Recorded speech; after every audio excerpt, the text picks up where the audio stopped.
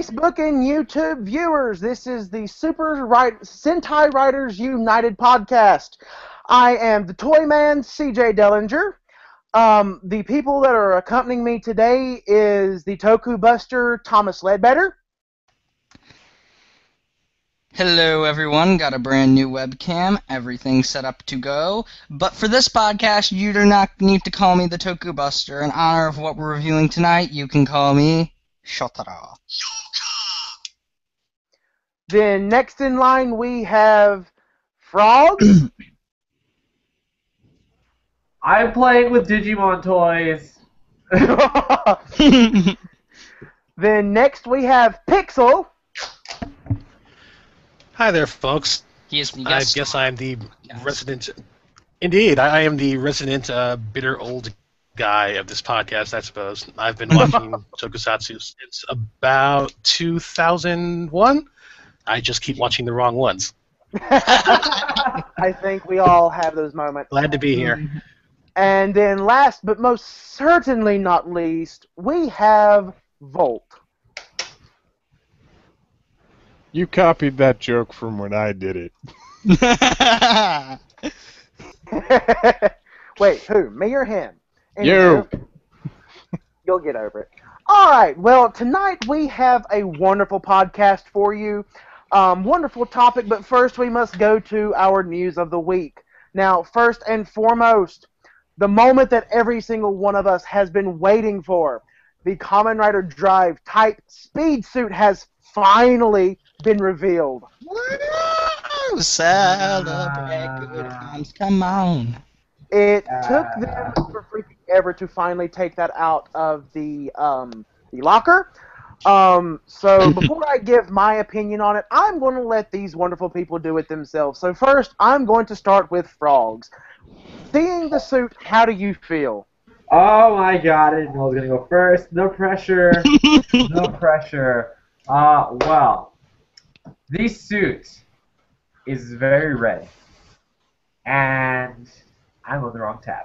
Okay, there we go. It is very red, and there is a tire. That is right, I said a tire across his chest, looks like onto his back as well. I don't know how I feel about this, but you know, actually I do know how I feel about it. I don't like the tire. Everything else is pretty cool, but I mean, I made up a stupid theory that he's going to take off the tire, throw it onto the monster of the week, it's going to constrict them, and then guess what? Rider kicked in the face, and that's it. Well, my theory with that is he's actually going to turn into a tire, but that's just me. Next, we move on to Volt. Oh, jeez. There are parts of this suit I like. There are parts of this suit that are weird. Let's see, he's got a spoiler on his head. His shoulders have turn signals on them. And it looks, to use a phrase Pixel used, man, Toei really misses doing Metal Heroes. Yes. It's true. Well, since you got brought up, Monsieur Pixel, your thoughts?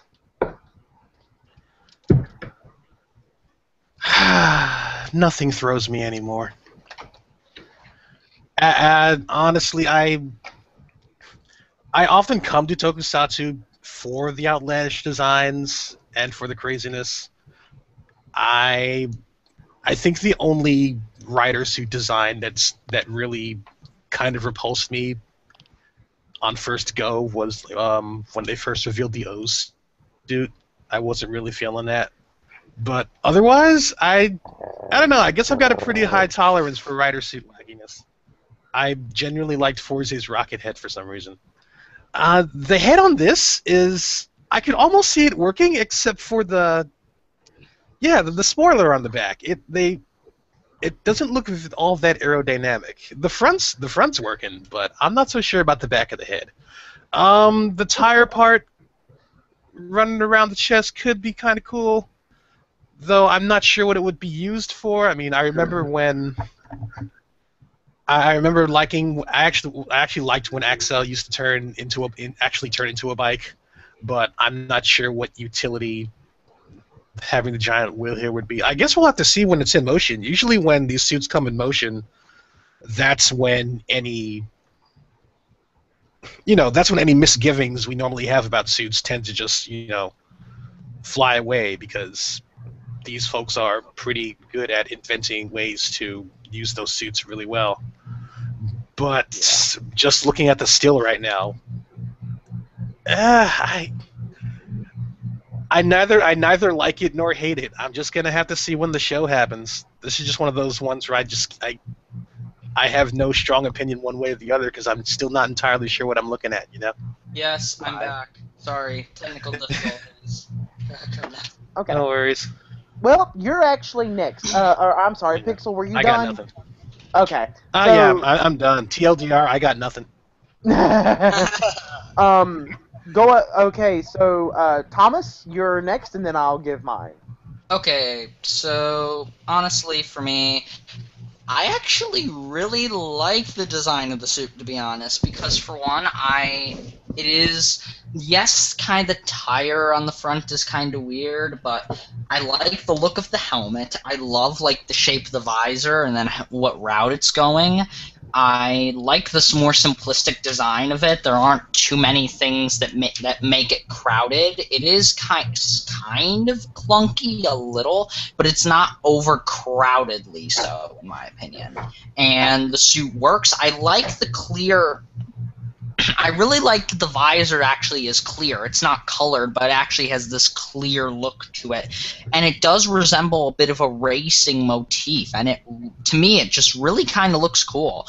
And kind of with the driver, I know we've talked about the driver before, but the driver really reminds me of, if I can get it without unplugging my headphones again, the Forza driver, because it is a very close in. It's clunky and it's bulky, but it's a very close in type of bulky, it looks like, and I think it's going to be slightly smaller, or at least slightly less wide.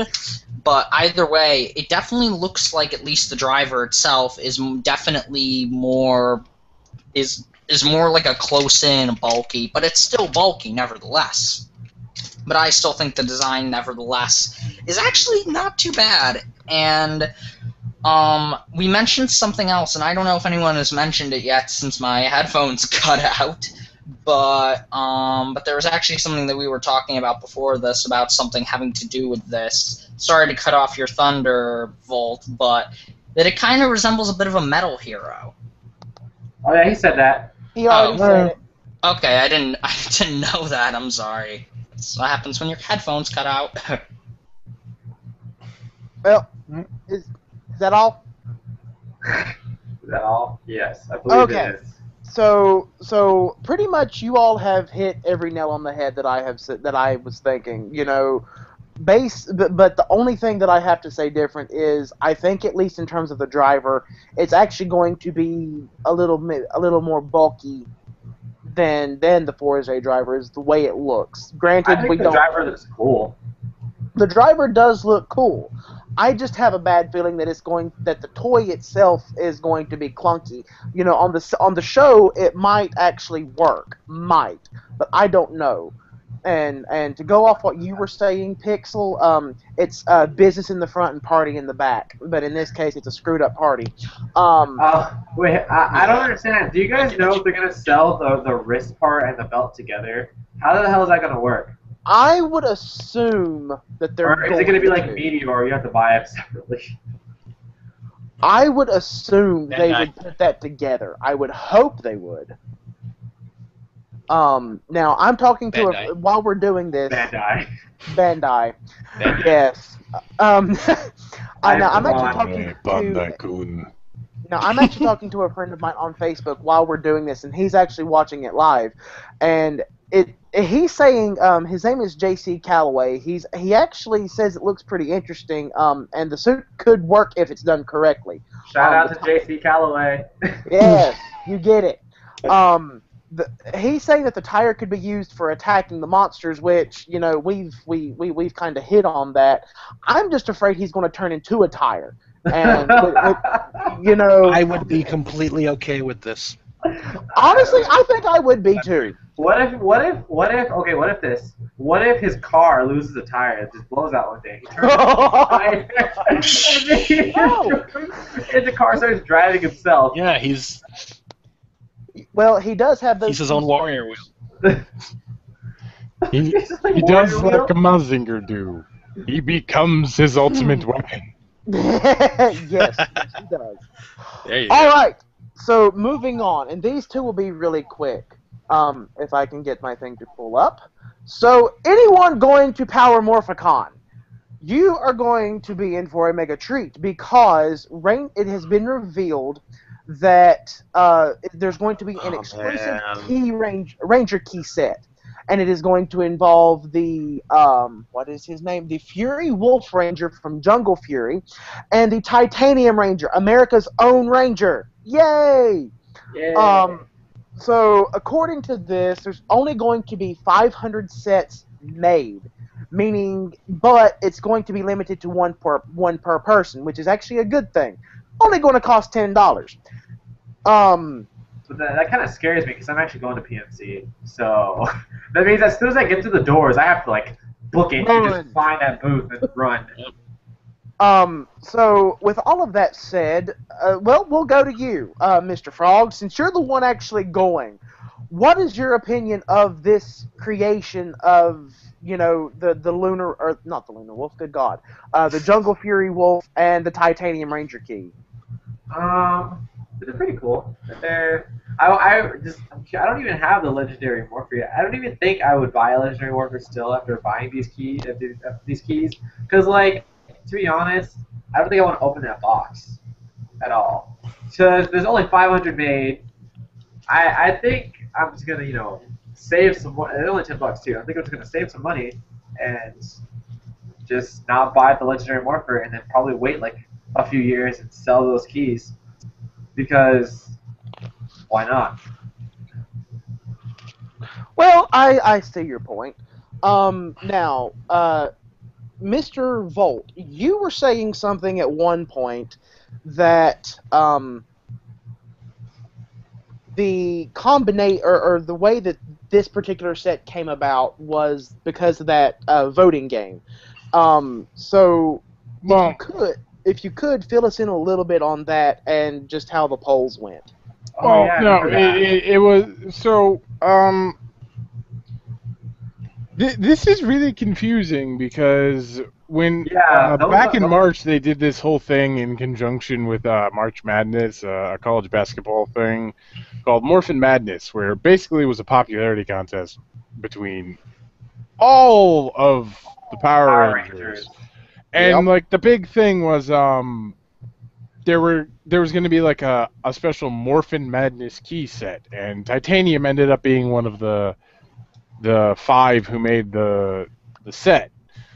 So, and we really haven't seen anything of that promised set. And now this happens. So I'm so confused at what's going on here. Yeah, because I'm also really hoping that these keys do not get wing keyed. Or the Go on Wings key, which Pixel can back me up on this, because that was like really kind of dick by Bandai. Because like they had a limited press of the like gold and silver combined Wings key. Oh, and well, I think he had to go AFK for a minute. Oh, and. Yeah. And then all of a sudden, out of nowhere, comes like a candy toy Wings key. is that rare? No, it's super easy to get. Oh yes, So the actual DX Wings key is harder to get then. Well, the DX Wings key was like handed out in like small mom and pop toy shops for like if you bought a Galleon Buster. Oh. Because apparently nobody was buying the Galleon Buster. Damn. Also, wasn't the Phantom Ranger he wanted the Morphin. He was also one of the. Yeah, he was part of the March Madness thing, and he won too. Which makes no sense because Jungle Fury Purple wasn't on that list. No, I don't think that list had anything to do with that set. I think that set got nixed so they could do this. Yeah, because but which was so stupid because that whole poll was like they should have just taken out all of Mighty Morphin to begin with. That was just because come on, look at the most popular series, Mighty Morphin. Yeah. Without a doubt, that's the one everybody rides. Everybody's on Mighty Morphin this and that. Well, like you realize there's other series, right? There are other shows that are actually even better than Mighty Morphin. Well, yeah. And everybody's just always on the Mighty Morphin train. Like there are people that legit think that Mighty Morphin's the only Power Rangers. I'm like, no, there's like 21 seasons of it now. Yeah, but I don't know. Like this set really saddens me if it's gonna become the only way that you can get the titanium key. Because even though I don't have the Legend Morpher, I would still get a titanium key to put in my box of Ranger keys. Yeah. Also, that's the other thing. Like, I mean, we can only buy one. I would understand if we could buy maybe two. Like that would be also good. Because originally I wanted to buy two, one for me, one for a friend. But now I can't do that because they only limit it to one person. That rule might get dropped later when it's like only a handful of people have bought these and we still have like 20 or not 20, like 300 of these sets left. And it's the last day. Yeah. I'm back. Welcome back. So they'll probably be like, okay, you can buy 3 now. Yes, I think the only problem with that, though, is if we end up with the scalper situation. What do you mean? Probably what's gonna situation? We're talking about the key set. I know. And that's most likely what's going to end up happening is... Yeah. Well, they'll have a whole bunch of them left over by the end of the con. And actually, I don't know because the actor that plays... both the actors that play... I don't know if the one that plays Jungle Fury Violet or Purple is going to be there anymore because originally him and the Titanium Ranger were going to be there on Friday and you could buy the key set and then get them immediately autographed by them. But then the Violet Ranger, whatever, he was like pulled out of Morphicon for some reason, but I think there's no set news whether he's actually coming back or what because his name is still on the list. But the Titanium Ranger, he's still going to be there for all of Friday and then some of Saturday. So I have a feeling that this set might just sell out on Friday only because you can get them autographed by the respected actors. Possibly. Well, we'll see. It depends if it's like there's extra cost to get the autograph. There is. Oh, yeah. There definitely is, only because, every actor. Oh, I think there's only like a few people that aren't charging, like Matt Mullins. He isn't charging. His booth is like $3, I believe. I think that I don't think JDF charges for autographs. Oh, JDF charges. He charges. By the way, CJ, did I miss anything? No, we're just talking about the keys. Yep. There was actually the same person that I'm talking to on Facebook. He said that apparently someone got in and hacked the system to where all the JDF keys were the ones getting the popular vote.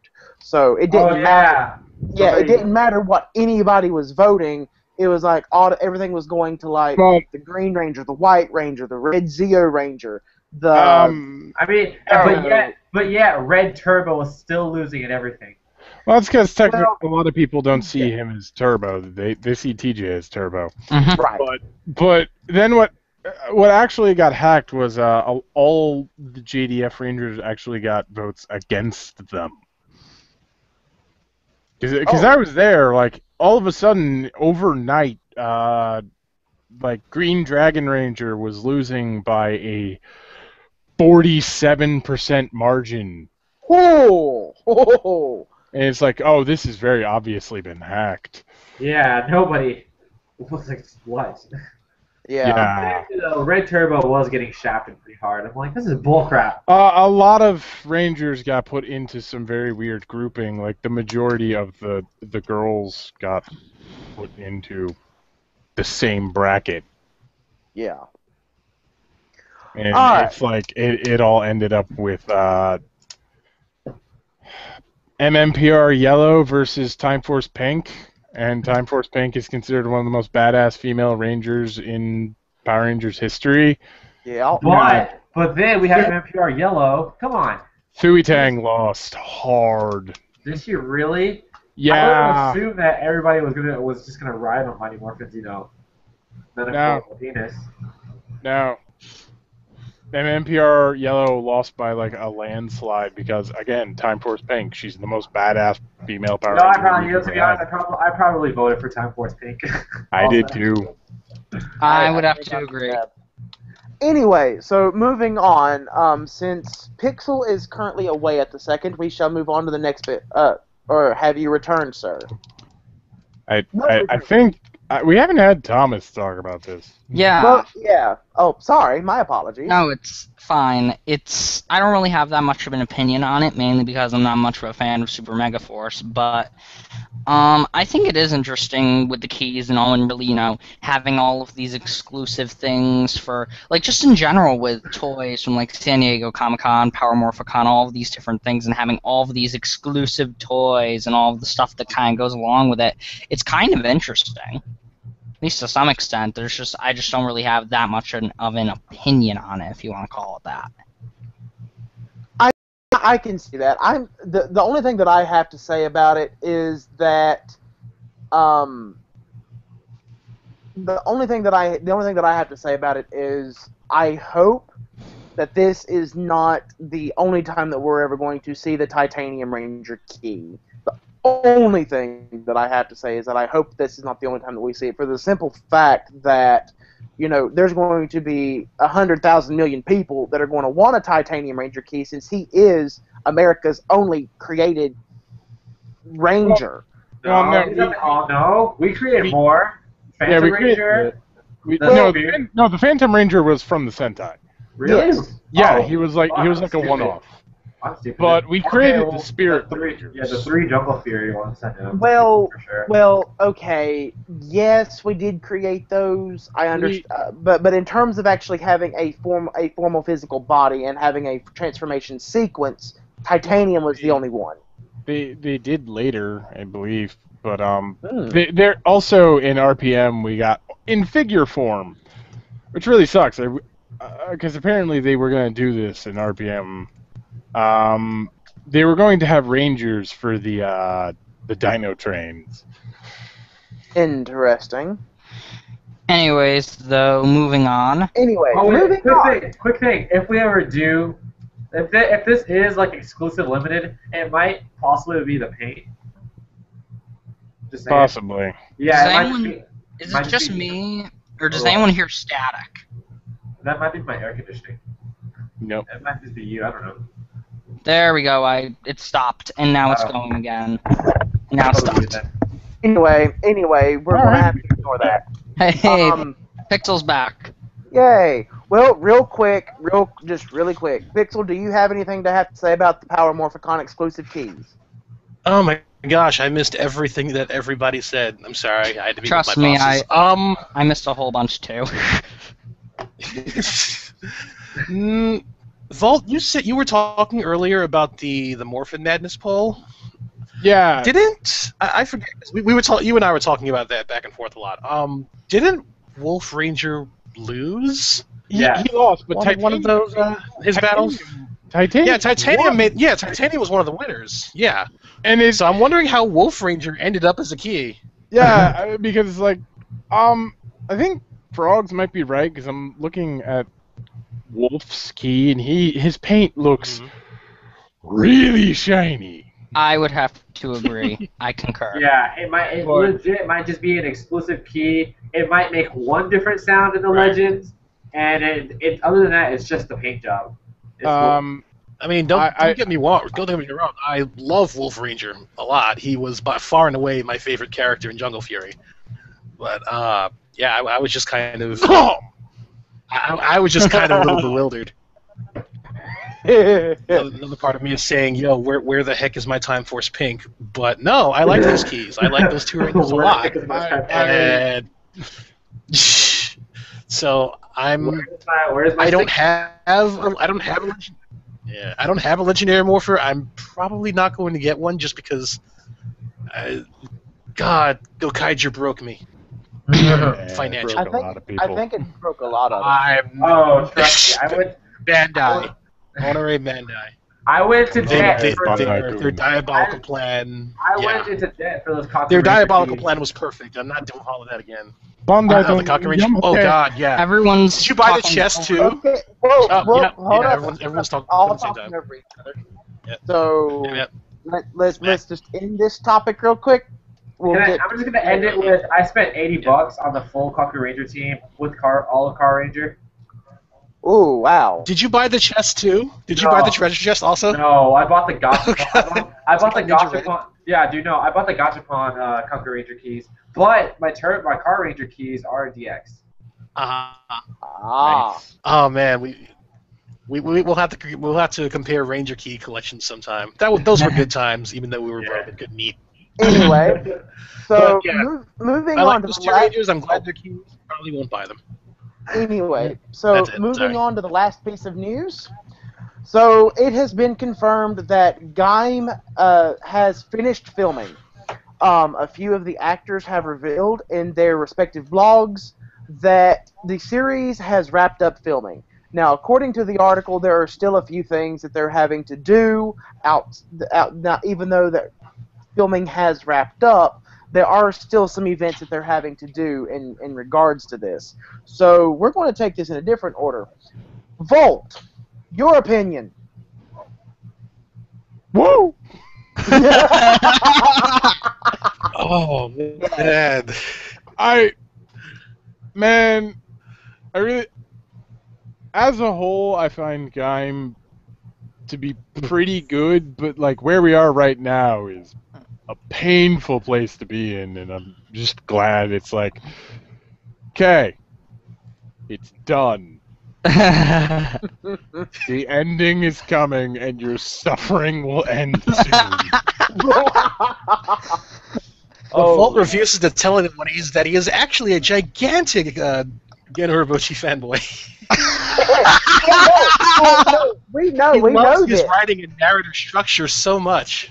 Yes. Yes. We know this. Wait.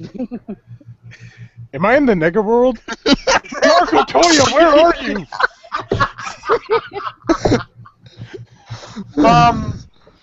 Anyway, so Pixel for you. I like Gaim markedly more than Volt does, so I'm gonna be sad to see it go. Do we have a final episode count for this series? I think So we're at 40 now. 40, 49, 47, I think. 41. 47. 47 total? Okay. Probably. That's a hair shorter than most series. Yeah. They're figuring about 47 episodes at max if they take it all the way to September, because in one of the news articles that we looked at last week, Gaim will wrap up in September. We just don't know when. Okay. I believe probably the last week of September. Sorry. Okay. Yeah, honestly, 47 would be the way this story is going. 47 would be probably even pushing it. I think. Yeah, 'cause it's I really can't think of getting any other way. stuff.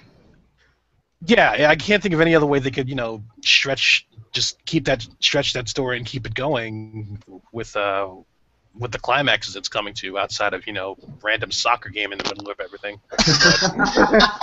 Biller!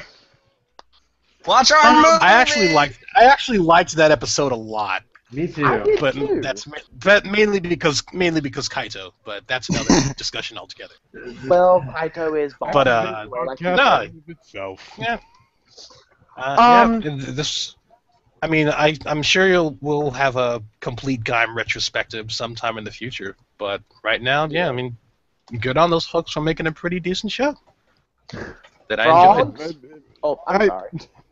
Like, And I can't wait to hear what Michi's actor has to say at the end of all this. Yeah. Because, oh man, the stories he clearly has to tell. I will clear one thing up. I don't hate Gaim. I just hate Michi. No, you just hate Michi.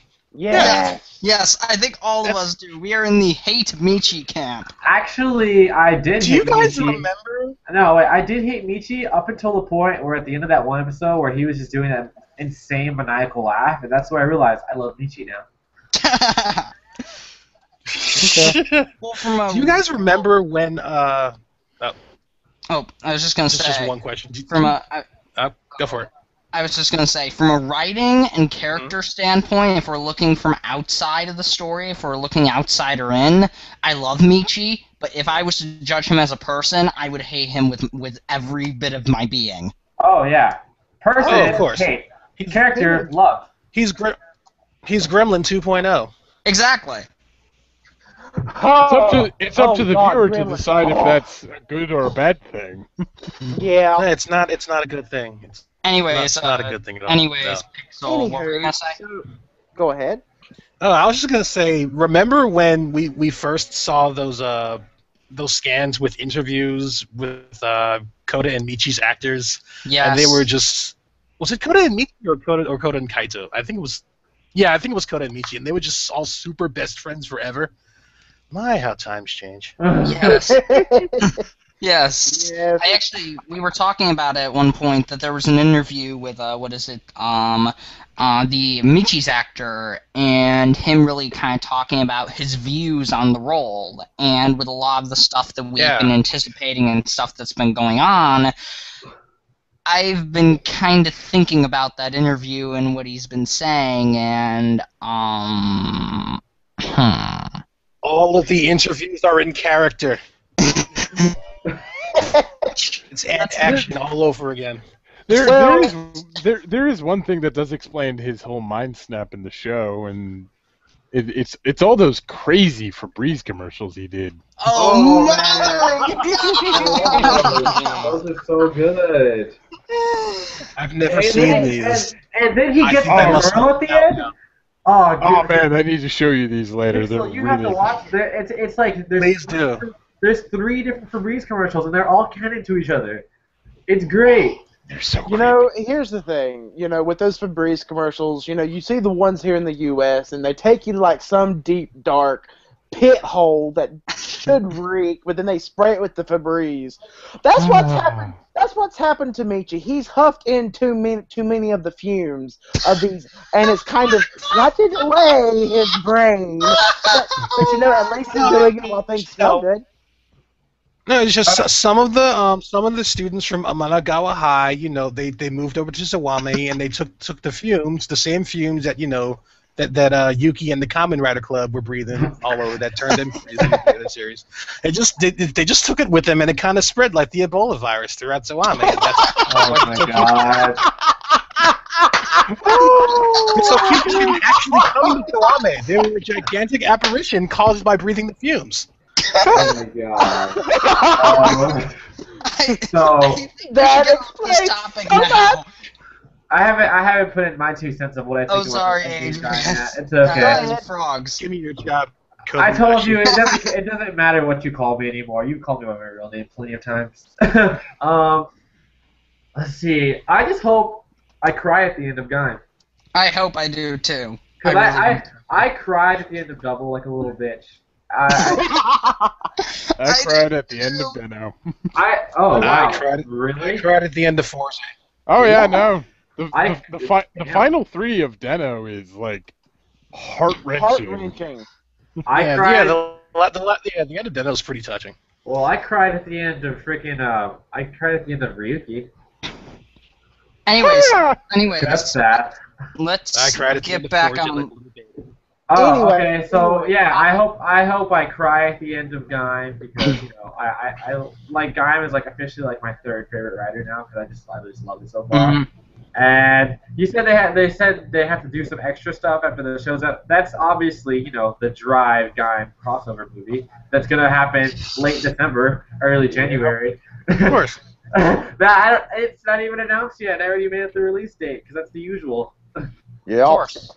The only thing that I have to say is that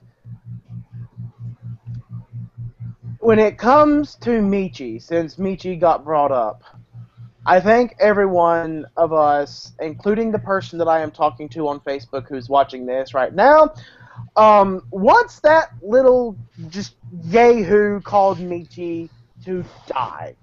Well, see, that's how everybody felt about Kusaka, but then when they did, they regretted it. Like when that happened, everybody regretted, saying that they wanted Kusaka to die. Well, according to the interview, apparently, or according to another interview that was done, Michi's actor actually wants Michi to die. That's what I was talking about with the interview. Yeah, but see, this is Gen Nobuchi we're talking about. He's going to kill him off in the worst possible way. You think those other people that have died already have died in the worst way? No. Gan will whip out some crazy shit out of his ass, and he will he will be like, this is how Michi's going to die. So first we're going to go up in his head. We're going to think about the worst. He's gonna come to conclusion with his worst possible fear. Spoilers. How is it spoilers? I don't know. Speculation. Urobuchi tends to only kill likable characters. Yeah. Well, it's not even a joke. I'm actually surprised Look what happened has to lived Yuya. this long. Look what happened to Yuya. I didn't even know that. Like, we didn't even know that. That's not even a character. Spoilers. How is it even a spoiler? Okay, fine. Well, By this point, we're talking about Yuya all the way in the beginning, but I miss. We should probably. It's to me. Anywho, we're talking over each other. Wait, did anybody like Mr. Cherry? Sigurd? Nah. I was so glad to see him switch. Heck yeah! Really? I was so glad to see that little. Dude, was it? Oh, sorry. Go ahead. I was so glad when little Mr. Overlord King Man just decided, you know what? You're a screwed up human being. Time to squish! Oh yeah, he like straight greased him. He died so bad. Spoilers! Yeah, for like if you were in safe Everyone's harbor dying. at this point. I liked Sid when he was just kind of a background character. When he actually was the dealer. When he came to the foreground as a writer, I was just kind of like, you're not. You're great as like a mysterious background dude, but as a writer. Alright, this is not gonna be a spoiler. This is just what I wish would happen. I wish that they pull a Ryuki and everybody in the show dies. And then here comes Kaito. Kaito gets the ultimate fruit, whatever, and with his power, with the fruit power, he brings everybody back to life. Nah. You're not going to do that. At this point, yeah, and the entire show resets. I would throw things at the screen. Yeah, no, that's what I did when Ryuki ended. I was just like, are you serious?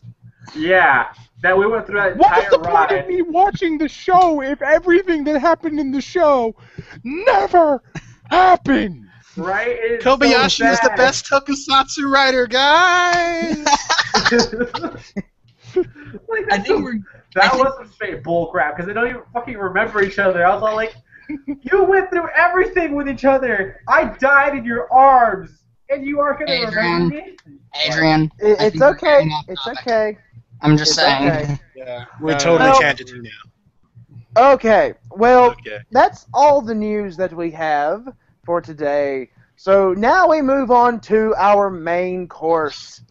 So for anyone who is a fan of the Kamen Rider of the superhero Taisen movies, there was one created specifically for Kamen Rider called Kamen Rider Taisen. Go figure. Featuring the Super Sentai for all of 10 minutes. That's why we use the word. That's why we use featuring. Featuring. So since y'all have all started first, I'm starting first. So the start of the movie. Hey, get over it. This was his plan all along. Wahaha, yes. Clever bastard. You will bow to the toy man. Pretty Um, sneaky, sis. Anywho, so the movie,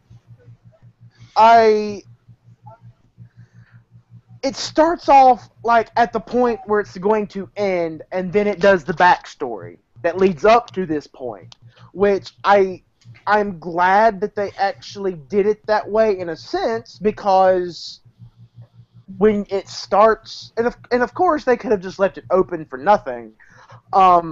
Of course, when they do things like that, you're just like, huh? How did this happen? Why is this person killing this person trying to kill him, blah, blah, blah, blah, blah. So the opening, all the Showa writers are attacking the Heisei writers and vice versa. Yes, I'm doing spoilers, so yeah. Yeah, spoilers to be expected here, people. Yes, so we're not, so we don't have to keep on saying spoilers. Actually, no, I don't think that was a spoiler too much, because that's in all the commercials for the movie. Plus, it's called Kamen Rider Taisen.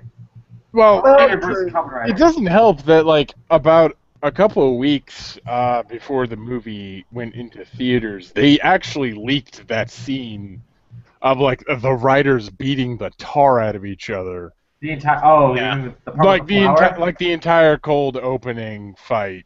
Oh, the opening. Ah. I thought you meant the ending fight. No, like Kabuto getting thrown into a building, Forze fighting Jay, all of that just got some voice. I didn't even know that was leaked. What the hell?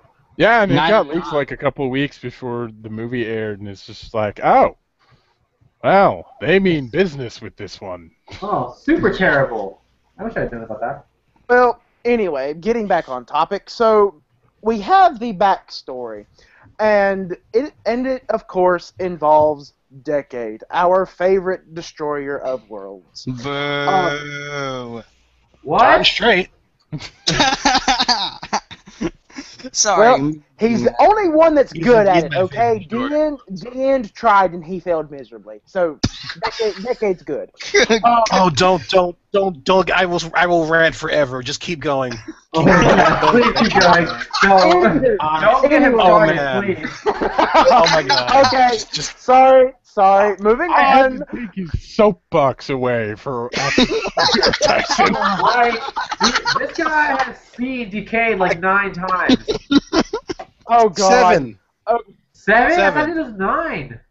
good God, man. I'm working No, on 8th. I recently realized that Millionfold Curiosity started doing Decade not too long ago, and the person translating that is Magenta of Aesir Subs fame. So I'm watching the first 3 episodes now with that new translation, and oh my god, it's like the show just opens up to me. What a difference God. different kind of translation makes, you know? Anyway, coming back. Anyway, yeah.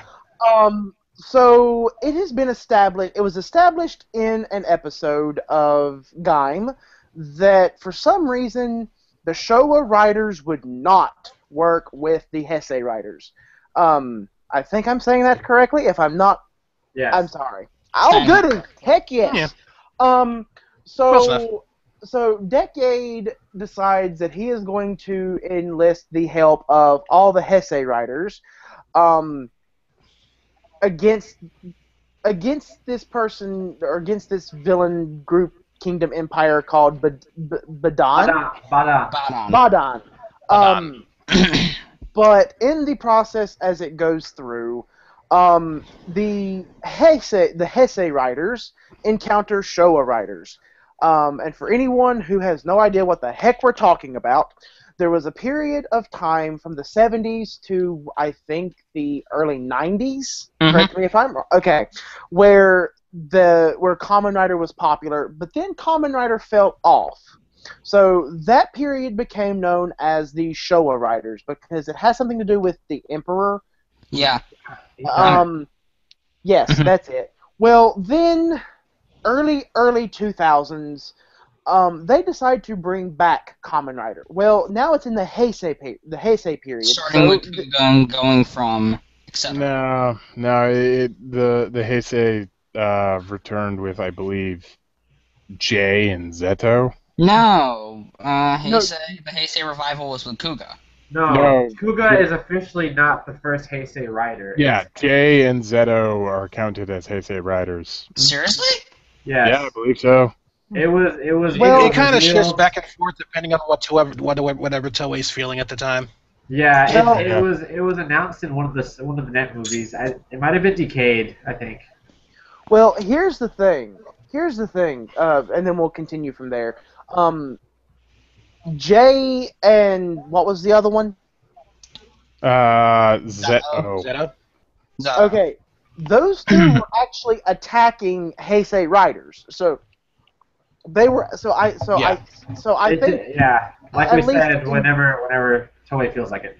Yeah. So for at least the purposes of the movie, Kuga starts Heisei. For at least the purposes of the movie. Yeah. So anywho, you're going through, and Decade is trying to enlist the help of the former Heisei riders to destroy Badan. So we encounter Shotaro, Mr. Double himself. Well, half of Double anyway.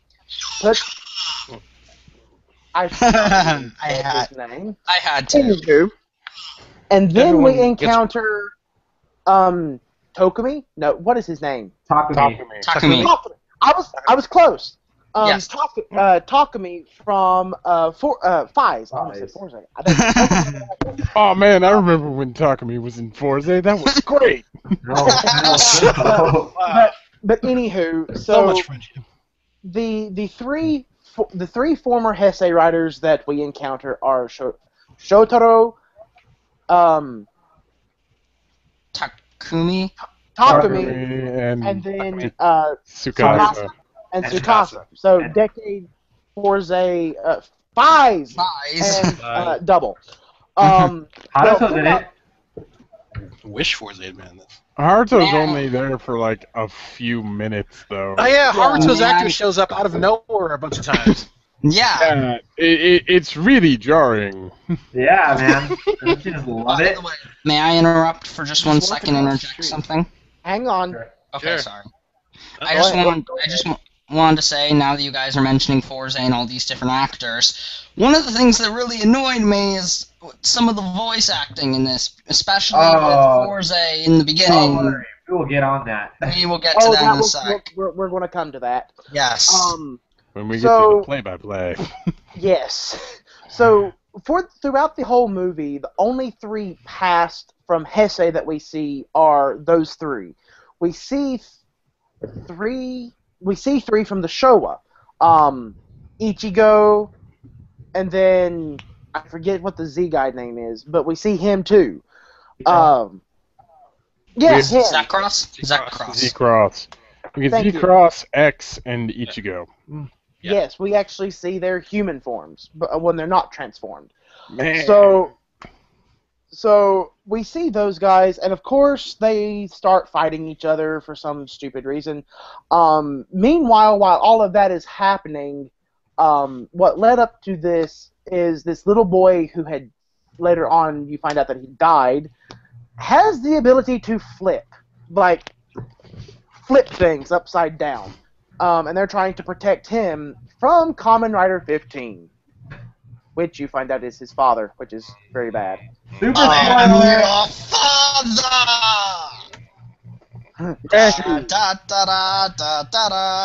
All right, cut it out. It's kind of true. Well, it is.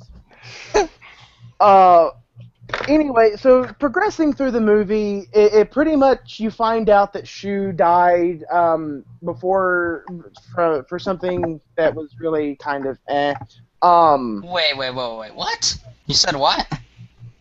The little boy? The little boy. His name is Shun. You said Shotaro. No, I said Shu. No, he said Shu. You're not paying attention. Oh You're God, the one my brain is driving myself The nuts. headphones I'm are sorry. I heard. against you. Your brain just like Shotaro.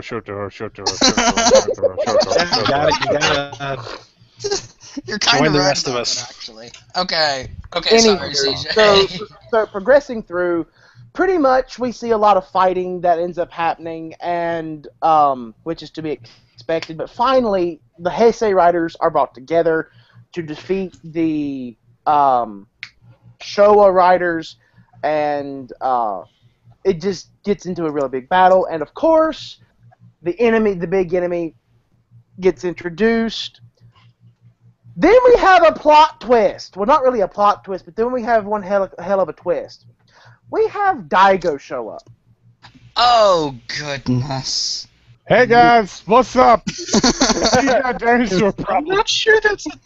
I'm not sure that's a twist. That's just extra fan service right through it. I greatly appreciated it, but no, this is regular Daigo. Not much of a twist. You got dinosaur problem. I'm great with dinosaurs. Yeah. Yep. Well, then this is the thing that I question, and then we'll get to each of y'all. How in the hell, and this is probably just a Bandai thing trying to screw with our minds, and a Toei thing, how in the hell did Gabutira go from being big, massive dinosaur to train? That's my question right here. Stupid ass question, because when that happened, I was entirely pissed. Because I was expecting like a Kyoryu Resha, but no, guess what? It didn't happen. Gabutira just ran up, jumped in the air, and Oh my god, you guys, don't you... I don't know why you're... I don't understand. Logic. Toku logic. If you're brave enough, you can turn into a train. Obviously, okay, this is a moment. Volt, this is a smack moment. I mean, I almost expected freaking Transformer sounds to start happening. Just Secretly, all along, Gabutira was Grimlock. Someone needs to do that! Someone needs to! Oh my god! Quieten down, we can hear you. Sorry. So, well, then the cool thing happens when you have him turn into the train, and then the Dino liner, which they call the Dino Resha in this, since I guess to go along with the Resha thing, decides to actually combine with Tokuo. Now, this was another thing that kind of made me a little angry. You know, it becomes basically canon because we see it, that there is actually a head involved with the Dino liner, becoming part of Tokuo. Well, then, of course, it gets booted down to being the legs, and... I thought that was hilarious. And Gabutira that made perfect becomes sense. the head. I mean... I understand what you're saying, Frogs, that it is hilarious, because it just pissed Momotaro's off. However, this is what I would have loved to have seen happen. Since it became canon, why did we not get the toy that could do the same thing? It was a one-time quick joke. Oh well. Yeah, it was kind of a one-off. Well, no, watch this. Now, that's kind of the kind of thing that becomes like Tamashi Web exclusive. Yeah, exactly. I was going to say, like, next week, Premium Bandai is going to put up the pre-order for the Tamashi Web exclusive Dino Retro with head. Like, see? You can order them to stand right next to your Cyclone, and Joker figure arts.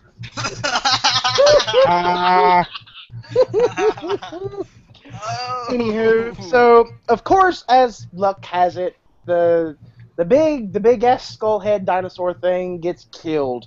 Well, as it turns out, you find out that the Showa Riders actually mean to attack the Heisei Riders, because apparently the Heisei Riders they rely too much on force. I forget the exact wording. No, Heisei Riders rely too much on kindness, on, what is it? What's the theme? Sense of... No, it was how to explain it. The entirety of the Baudon Empire happens because Heisei Riders have a very deeper connection with death, because they lament and grieve over their dead a lot more than Yeah. Showa writers, because And Showa writers are like, oh man, my buddy died. Oh, I will continue fighting in his memory. Yeah. Yeah, it's pretty much what Volt says. That's I fine. I actually really appreciated the if I can go on just a small tangent here. Go I ahead. actually really appreciated what the movie was trying to say in terms of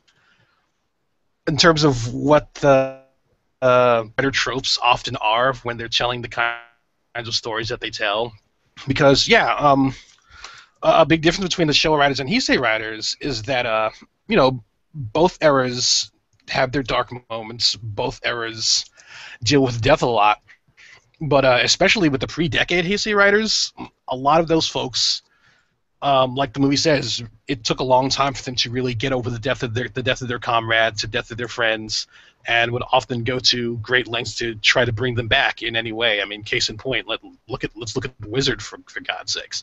But and there was a point in the movie where Takumi is talking to Jin, he's talking to X, and he's lamenting over how he let Kusaka die, and I'm just sitting here talking to myself, going, "Oh man, Takumi, I'm really sad that you're sad that your friend died.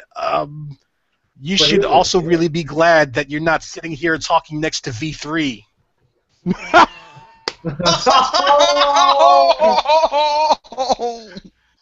Because man, perspective really hurts sometimes. Need some water for that, Bear? Oh man, my best friend died on the beach. Oh man, let me tell you about the time my family got beaten and killed in front of me, and then I had to go, fight evil anyway, and just deal with it. And then my mentors got killed too, and yeah, it's it's so. So yeah, it's the movie was almost just kind of making fun at so many people think they have it worse than the other person. Yeah. And that kind of supreme longingness was, they said, that kind of supreme longingness that most of the Heisei writers have for the people they end up losing. It's the thing that it's actually that kind of hard wishing is the thing that brings Baran back from the world of the dead, and yet so much of that stuff is still kind of almost nothing compared to the suffering that the Showa writers have had to go through, and just push on regardless. Which, I mean, that actually brings up a good point because... Sorry, that went pretty long. Oh, that's okay. No, that's fine. You actually brought up a really good point because that brings up my point. The aspect that I see of it is they all have their form of suffering. And I think what makes the Heisei writers a lot more different than the Showa writers is that the Showa writers pretty much move on right then and there, whereas or at least that's the way that it seems. The Heisei writers, they dwell. They do move on eventually.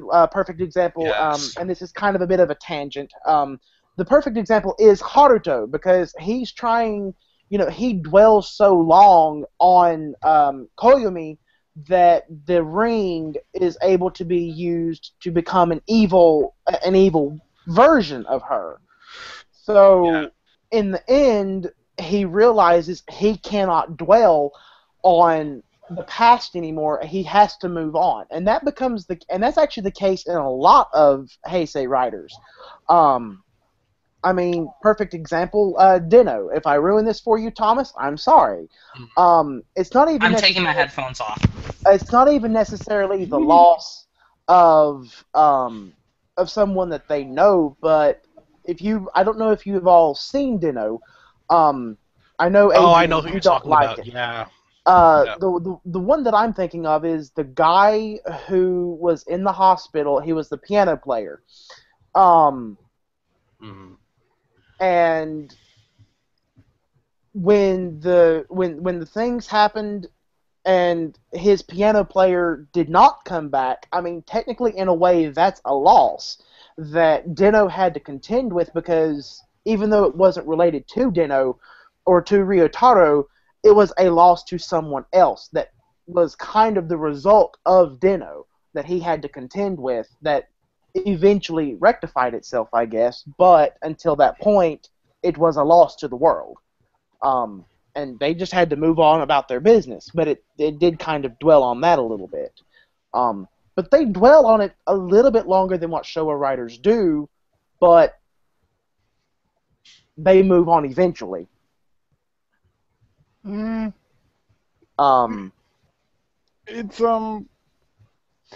It's also, I think, one thing to me in when it comes to Heisei writers is they also have a lot of the time they end up killing each other. Ryuki! What? Not even Ryuki, Kabuto. Yeah, we'll get into that. Oh man. Yeah. In Kabuto, they're just beating the tar out of each other. And like half the dudes are like, yeah, I want to kill you. I'm just sitting here trying not to, talk about how my favorite writer, that's kind of his job. Oh man. Like if we bring Deccan into this discussion, just everything just gets broken. Why we're not talking about that was the Get that out. Well, we're talking about writers versus writers and writers killing writers. That was the entire premise of the show. That is true. Man, do we have any more like parts of the story to discuss, or should we just like break into like the bits and pieces? Well, we're almost done. I'm almost done with that. Because there are a lot of bits and pieces that I just sort of glossed over, but there is one thing that I want to hit on. So eventually the Showa writers do attack the Heisei writers, and of course as it goes, it's number one, Mr. Ichiban himself versus Gaim. Now, my understanding is that there's actually two different endings to this movie. There's actually a Heisei ending and a Showa ending. Now, the ending that I'm pretty sure that all of us have watched, if we got it from Imagination Station, we've watched the Heisei ending. Yes. I'm not sure what the Showa ending is, probably the Showa people winning. But anyway, so in the Heisei ending, the Showa, Ichiban decides to call it a loss for him because Ichigo. Ichigo. Yep, sorry. Well, Ichiban means number one, but not the same so thing. does Ichigo. Anywho, Different context. Anywho, Ichigo decides to say that the Showa writers have lost, and the reason being is he threw an attack that Kota could have blocked, Dodged. Dodged, but he chose not to protect a plant that was on a beach. And the thing that I kind of took from it, and this is just the weird warped way my mind works, it's the fact that the reason why Kota actually just blocked the attack and did not actually full on dodge is because he saw the plant, saw beauty in it, especially in the fact that it was growing in sand, and saw it as a beautiful thing, and he was willing to risk pain and injury to himself before letting that get destroyed. So he saw beauty in even the smallest thing, hence why he blocked it instead of dodged it, and that's why Ichigo said, "We have lost. You did this. This was unexpected. So maybe y'all are not as bad as what we think you are." Blah blah blah blah blah. And for the most part, without going into the little itty bitty details that we're going to now, that's pretty much the premise of the whole movie. Now, well, not the whole movie, but yeah. Pretty much. It might be the whole movie for me. I have a lot to say. Yeah. Vault. Go. Oh my God! This movie was a lot of fun, but to me the weakest part was the actual Taisen part. What do you mean, actually? I really liked the Decade and Phase stuff, and like the actual when we get to the why the Showa riders and the Heisei riders are fighting, and the thing with Baden and all that. It just felt tacked on in a way, even though it's the main part of the movie. Because like all the stuff with like Phis and X it's really good. And I wish there was a little more of that, and I wish we actually had some more returning actors so we can have more moments like, what's Kenzaki up to right now? Or Shinji. Thank you, Shinji! Yes! Yes! Oh, or this would have been a really great way for them to reintroduce that Godai as Kuga again. Because like is he really?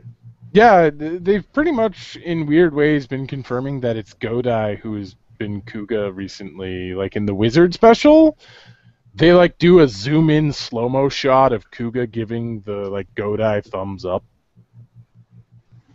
Oh, okay. And it's like, yeah, okay. It's got a whole bunch of really cool moments, but also really funny moments. I think the Tsukasa's parfait was just hilarious. I want that. I really think he came I want that so much. And went up to Goro and went, "Give me a parfait in the biggest glass you have, so I can walk around with it like a boss." I think it was a vase. It might have been. I feel like that was just him ordering his. Well, it had like the wine glass stem on the bottom, so it was basically just a giant wine glass. Yeah. And I only need one glass of wine.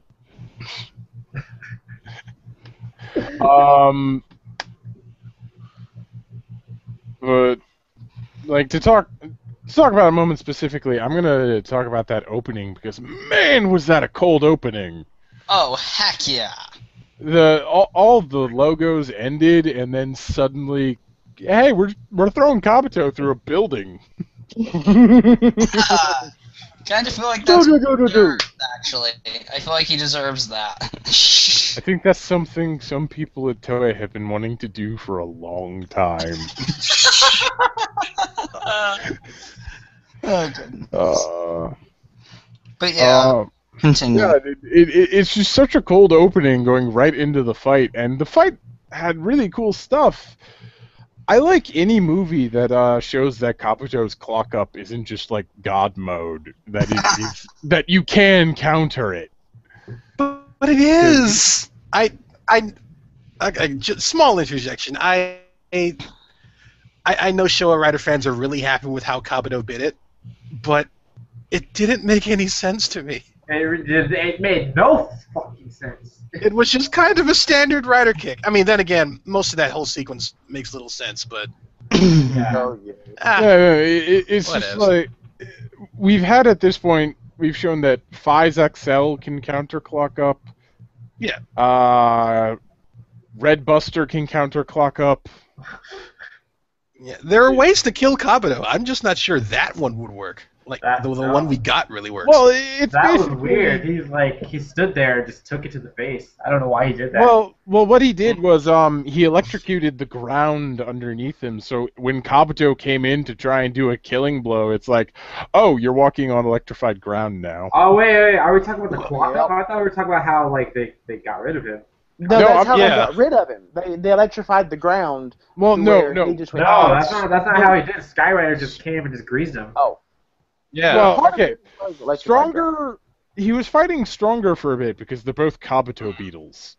Yeah. And like he goes into clock up, and Stronger's like immediately like, oh, and he electrifies the ground to counter clock up, and it's a really cool trick. But then like Stronger goes, it's like okay, he's stunned, and Stronger goes right to doing his kick, and then Kabuto's like, and clock up again. Clock up Rider kick. He did his Rider kick to counter Stronger's kick. Well, he clocked up first. Right around the house. Yeah. Which is like, that's cheating. Yes. It's just like, man, Kabuto, your clock up is broken. Yeah, Kamen was always a. And then he hilariously just easily gets wiped out by Skyrider. Yeah, that was the part that just left me scratching my head. Yeah. Well, it's like Skyrider flies in, does his like bombarding shots, which he apparently can do, because apparently his belt can fire energy projectiles. And then he does his flying saucer kick. And then Skyrider gets wiped out by Heisei. Oh God, I'm about ready to tear into that for a sec. Can I make a small interjection? If it's about the voice, Yeah, we've sure. beaten it to death. What? If it's about his But voice, that was before the podcast started, though. yeah. Well, we've mentioned it in the podcast already, but okay. We have. Yeah, I might have been gone. but with Heisei, and I don't know if this is the case with some of the actors as well when it comes to voices, one of the things that peeved me is that, yes, I've heard reports that Gentaro's actor is working on stuff right now, but the voice that they picked for Heisei in this little bit is not even Gentaro-ish, and if you guys don't know who it's played by, he's played by the same actor who did Ryutaro Senden. No. Dendo. Yeah. It's Ryutaro's. Yeah, so it kind of. The happy YY gun. What'd you say? The happy YY gun Imogen. Yeah, but still, it feels weird. It's just like it just rang really weird to me, and I know it's like a small nitpick, but it's just like it just really stood out, especially with all the people who came back for it, and then they couldn't even get a couple voice clips of Gentaro doing his thing and actually making it accurate. So Probably it costs too much. You gotta like realize some of these people might be just expensive to get back. Or it's just that he couldn't at the time, because sometimes when you're doing work for other companies, they're like, you cannot do any work with that company or that company or that company. You're with us now.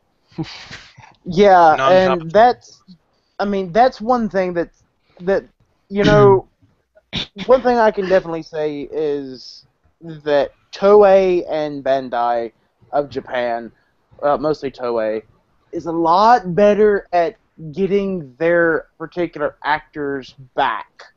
I mean... Oh, no, they're great at it. It's just sometimes when they can't, they make really bad decisions, and it hurts. Yeah. Yes. So I'm just kind of like, I mean, at that point, there's nothing that can be done. We just have to suck it up and move on. Yeah. But anyways, we'll continue. I'm sorry for interjecting.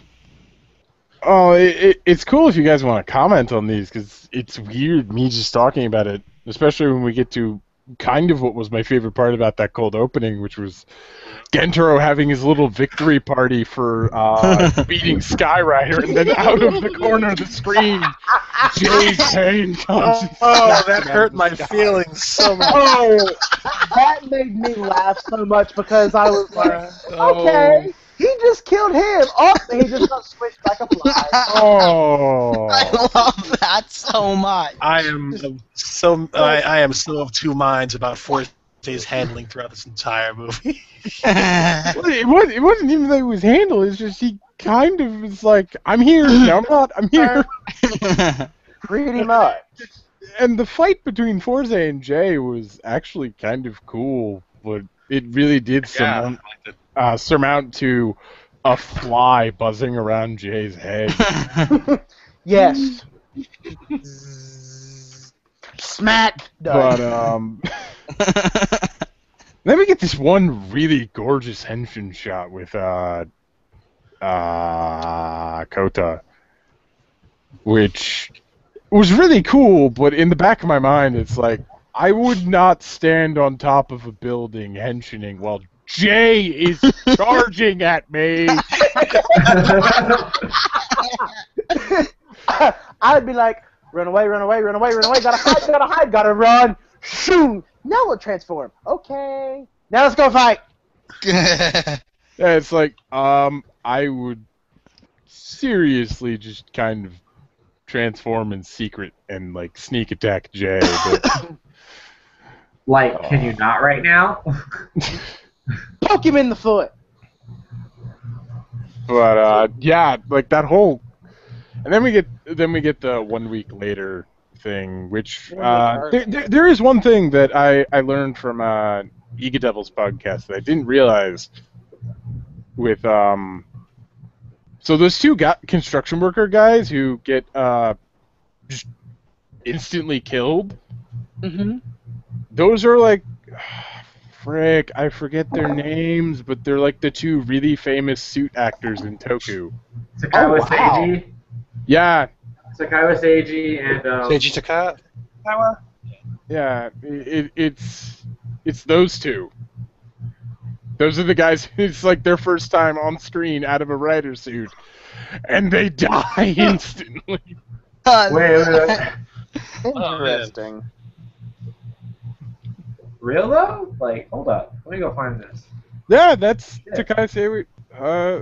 That's.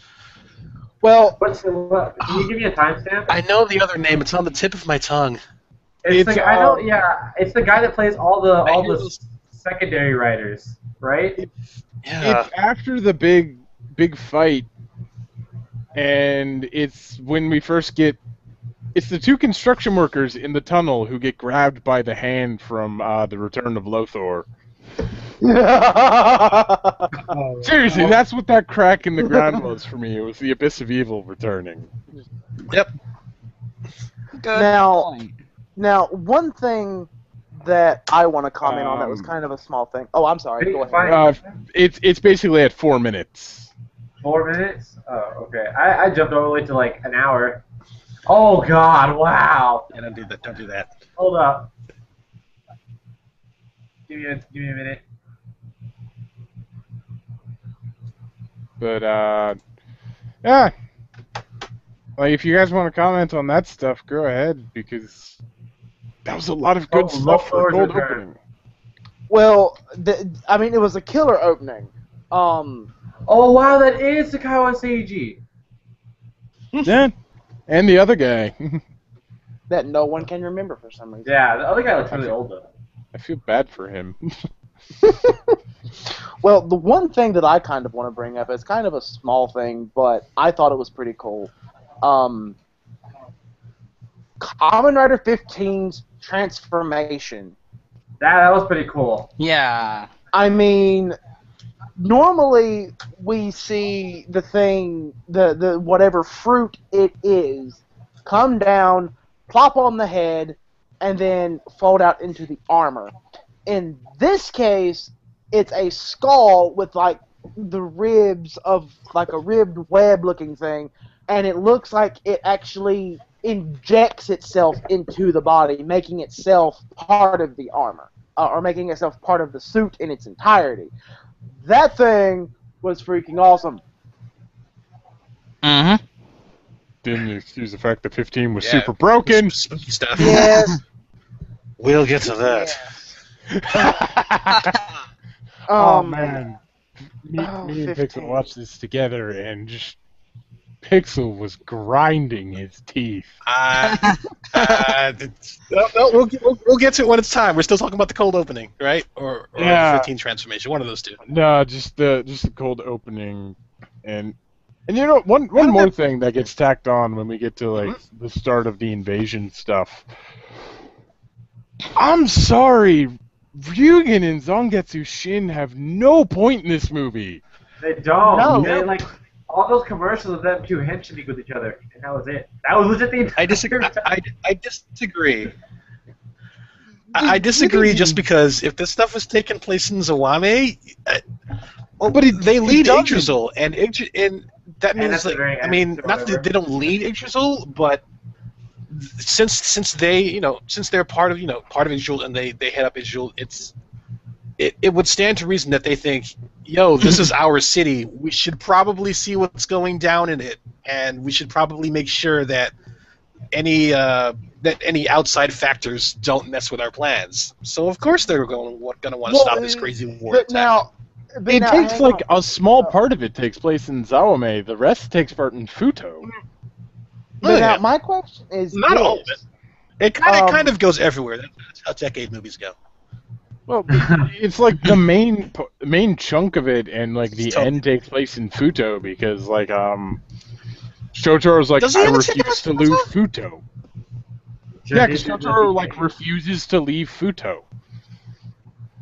Because like But I Futo think is under my protection, so I can't leave. Yeah, but but eventually he's convinced to join the whole fight. I don't know. Yeah, I don't know where because- the climax takes place though. Because he's all like, oh, well, Shu is from Futo, so I have to protect every Futo citizen. Yeah, that's how he got. Yeah, that's how he got convinced to join the others. Yeah, I guess. But yeah, it was just weird. They didn't really fit that well, and there are some jokes there that I really wish they made, especially later in the movie when the robots show up. And I wish that one dude in the Toku Gaim crossover like called Takatora up in the middle of the fight, just going, "See, Oh, yeah. I told you there was a giant robot." Man, if That would be such a payoff. That would be such a If payoff only. of that bit. Oh my god. Well, there's Yanamura's done that. Back to the cold opening. We've been talking about the cold opening for a long time now. yeah, we're gonna be talking for a long time anyway. I forget if we were doing the round table as far as the cold opening went. Were we doing that? Yeah, sure, why not? Mm-hmm. Well, it sounded like we were, and then we just kind of went tangenty. Evolved. Yeah. Yeah. Wait. Am I good now? Can Yeah. I got because I got one. You're running question the show. to bring up. Well, I'm kind of letting y'all try to talk without talking over y'all, so I'm just letting y'all just go. My question is this. Okay, I don't exactly remember the exact placement of where Kamen Rider 15 was in the series. After episode 6 of Tokuju, after episode 23 of Gaim. So, okay, Yeah, even at thereabouts. that point, you know, Takatora and Michi are not necessarily working together at that point. They're still very, Why were they acting all buddy-buddy? Yeah, there were some weird lines between them. Michi was super loyal. Like, even more so than he was back then. Well, it was like there was one line in like the climax when they finally joined the fray. As long as I'm Takatora's with like, you, I know we can win. If you're with me, I Yeah. can lose. Yep. It was weird. It's like, It's almost who like are it you was- and what have you done with Michi? Because you're nowhere near. And why do I like it? Wait, what was the line? What was the line again? It was It's like something Takatora makes a comment of, we're going into the fray, don't fall behind, and Michi is like, as long as I'm with you, there's no way we can lose, brother. Oh, what the hell? Why'd they pull a punch hopper, kick hopper thing? Yeah, it was... Oh, God! Spoilers! Spoilers! Spoilers! Man, That's totally- now their relationship is even weirder to me. It almost makes you think they're not just brothers. Right? I'm confused. And they pulled a Man, they Gaim pulled a Gaim really is a mishmash of every Rider show. It really is. Except in this case, the wrong brother died. Yes. Yeah. Although, while we don't see it, I'm still of the opinion, and I don't care what any of you people say, I'm still of the opinion that I do not think Takatora is dead. There is the possibility that he is, but something in the back of my mind agree is with you. telling me that he is not dead. Yeah, same. I don't think he's dead either. Because then the entire first episode, that whole beginning, is just useless. Yeah, The well, entire it's useless anyway because the Zangetsu driver's dead. Yeah. No, unless he gets Yeah. Well, he can grab a mass production driver and use that probably, but I still think Ghost Takatora is like awesome. It's Yes. Like, look at how pathetic you are. Yes. You were I think just we're getting kind of off topic though. Yeah, We're going more yeah. to Gaim itself and we're- not like the movie. Yeah. But, Okay, well, the movie. I think this movie should be changed to Kamen Rider Decade and Fies featuring Showa. everybody else. Featuring everybody else. Featuring every other Kamen Rider and also featuring Super Sentai. Yes. Well, A couple of Yes. I mean, just the one team plus Daigo. And that right there for some people is fan service enough. You say Daigo, they're like, where? Yeah. I'm one I of thought that was really weird. I was like, wait, it's just Daigo? Where's the rest of them at? Dancing somewhere? Probably. both glued Well, to I each mean, other at the hip. I don't know, man. Originally when I found out that Masahiro was going to be in the movie, I like flipped absolute shit. I was all like, oh, and then I watched the movie and I was like, this movie isn't even a guy movie. This is just all Decade. My nipples are so hard right now. It was just like, oh, my brain. Oh, my eyes. I'm not quite sure we need to go there. Oh. Hold on. 1 second. You guys keep talking. Somebody's knocking on my door. Especially on an international stage. Yes. That's just something I never thought that I would ever hear. Nipples being Yeah. because Masahiro was in it. Okay, Alright this then! is getting creepy. This is getting extremely He's pretty good actor. creepy. Pixel, bring something up. Quickly! Oh, now you come crawling to me. All right. Alright, we officially got to make him part of these podcasts more often. I'm scared. I mean, okay. Are we going? Question: are we going to go through the movie's plot in sequence, or are we just going to just bring up talking points? We can do either, really. I took a lot of notes. A little bit of column A, a little bit of column B. Let's do it Righto. in order. Let's do it in order. I mean, so we've already hit Okay. the cold opening, so let's move on. Yeah. Right. So, Jude, well, as far as the cold opening went, I was just kind of confused when that whole thing was happening. Then again, I've seen a lot of Grand Riders killing Rider battles at this point. I'm starting to get a little tired of them, honestly. But that's we'll save that for a bigger point later on that I'm sure at least a few of us have. Well, let's go ahead and talk about, I don't know, pretty much just how this movie got made. This is made by largely the same team that made the other two Rider War movies, superhero war movies. Mhm. They've been kind of hit or miss up to this point, to put things lightly, and I would actually say that, no, in my personal opinion, I honestly think this was the best one, like by far the best one, as in. The first one was, there's the novelty of, Sentai fighting Rider, and that was good for a bit, but it was kind of big dumb fun, but that story made no sense, and a lot of characters just got snapped to the breaking point. And then you have Superhero Taisen Z, which just kind of doesn't exist for me at all. And then you get to this, and oh man, that was the most blandest, boring. Anyway. Then you get to this, and the writer for this movie is one Shoji Yonemura, and he tends to get a lot of flack. His writing credits can be kind of hit or miss as well. He tends to have really big ideas, and when he executes on them well, they tend to be really good. I guess examples would probably be Show Deno episode Yellow, the crossover with the End. That was really great in my eyes. And then you have, well, he wrote the whole of Kabuto, and there are a lot of Kabuto fans out there.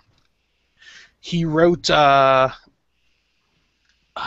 else did he does all the big Rider crossover movies these days. I mean, he did Let's Go Kamen Riders. He did, he did these last 3 superhero Taisens. He did the second half of Decade and Movie War 2010.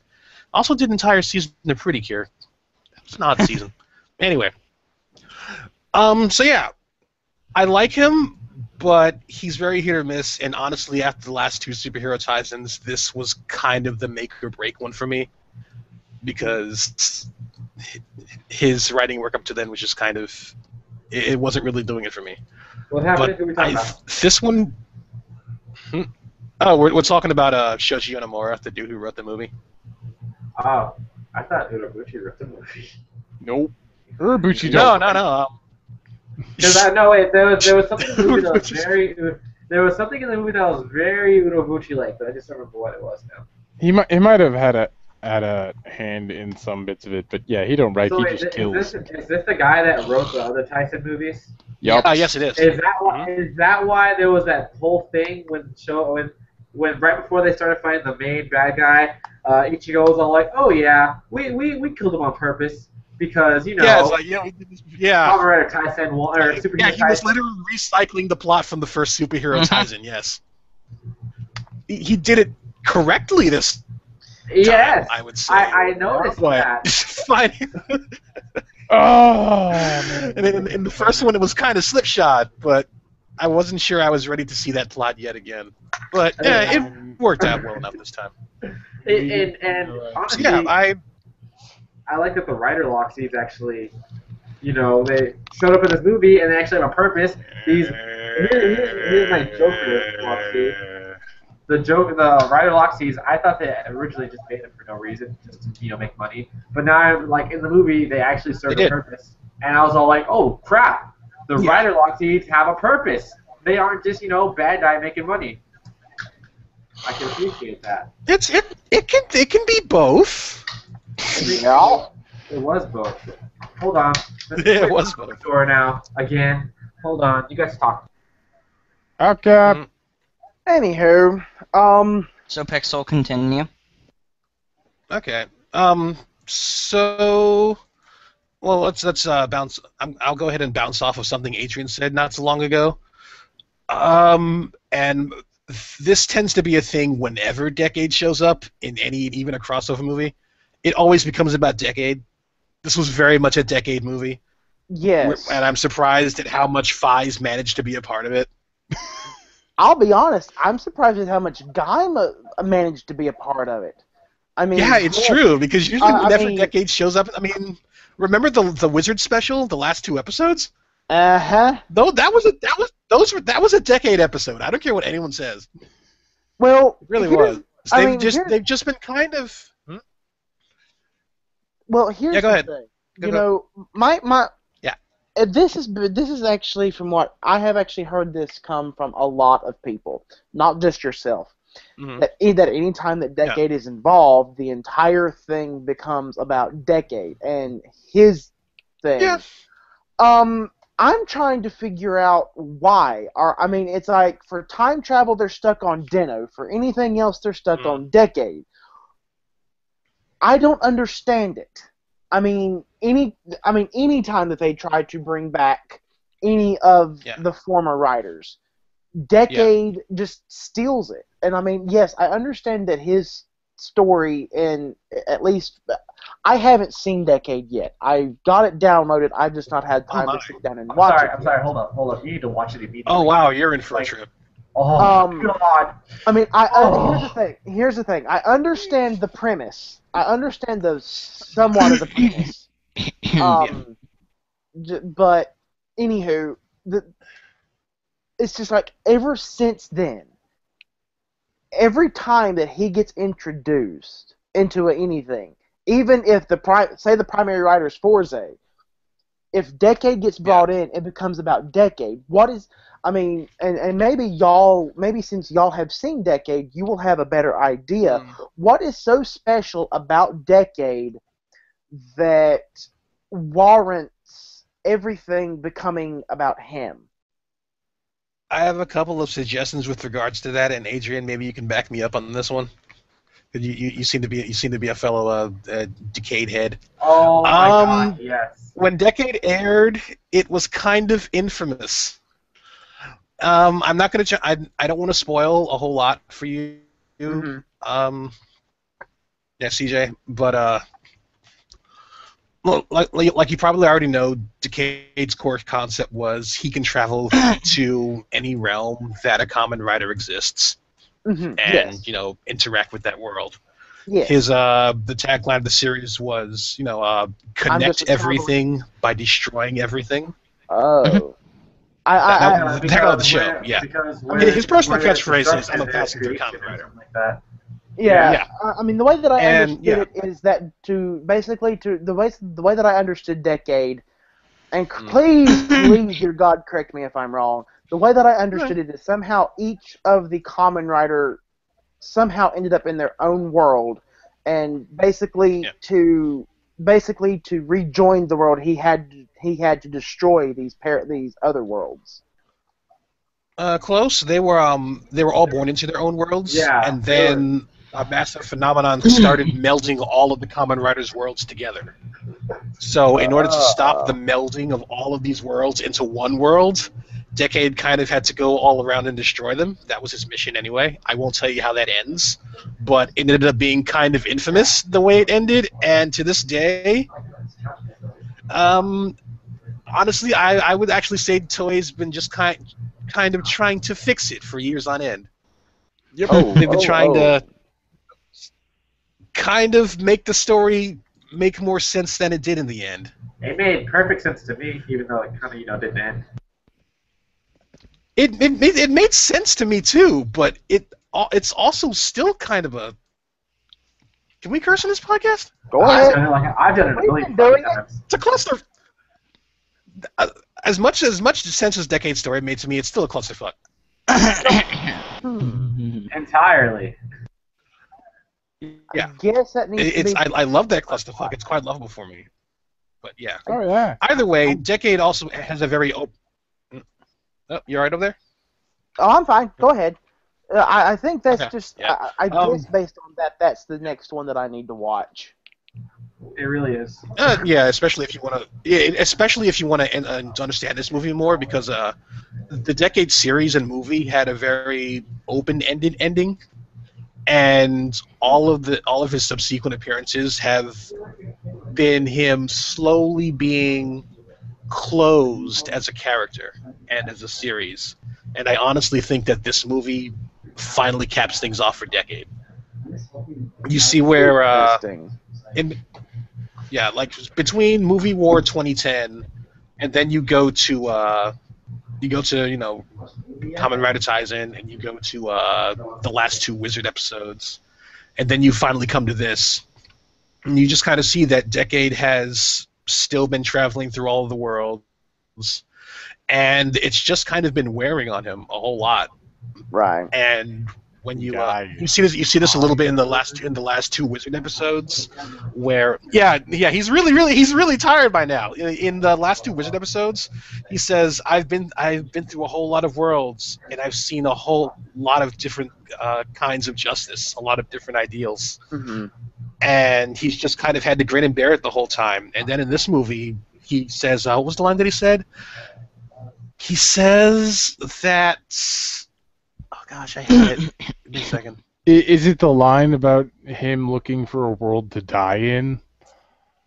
That's one of the lines. Yeah, actually, Ichigo says that to him. Wasn't it just you looking for a place to die? Oh, now I remember. It's when he saves Takumi, and he says, "The world of Kamen Rider is kill or be killed," and I'm pretty sure you're tired of that too. Okay, so that... Because... Okay, now this is... Destroying Kamen Riders has been his mission for years now.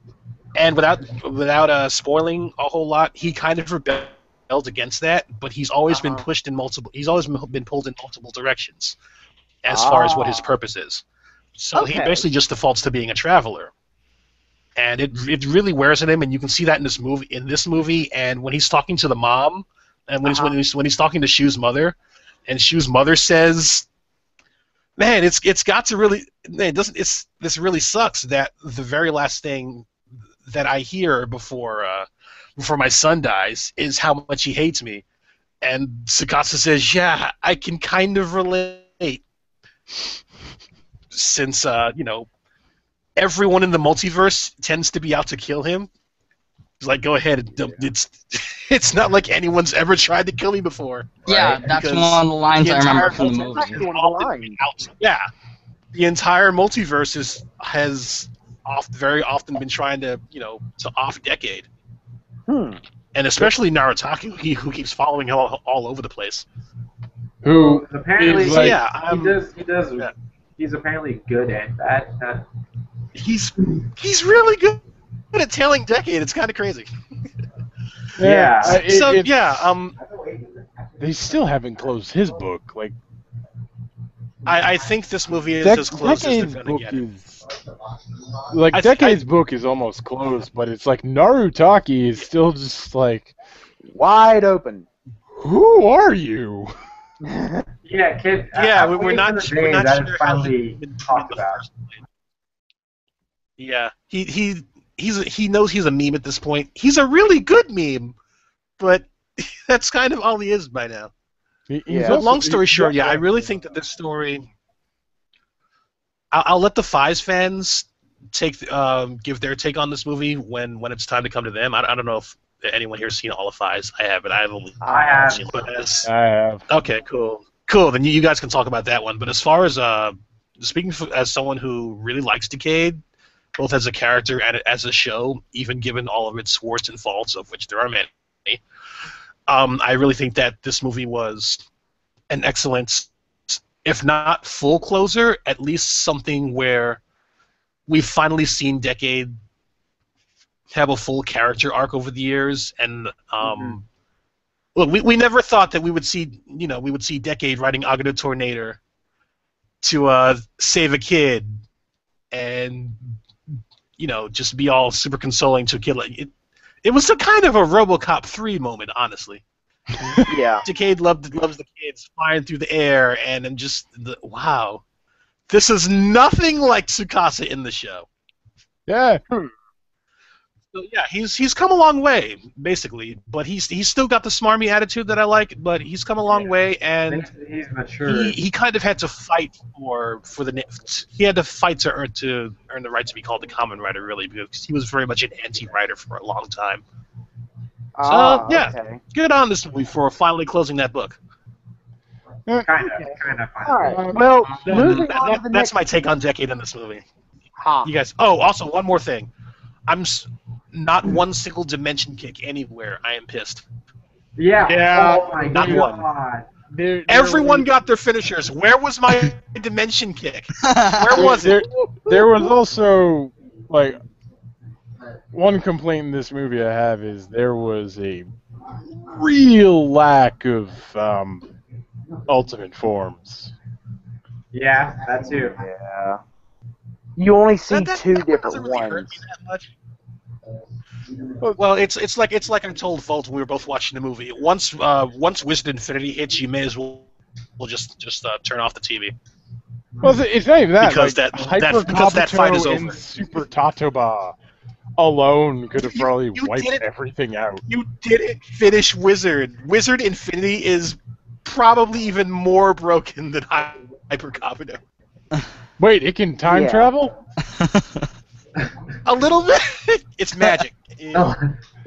It has. It magically ended every single fight.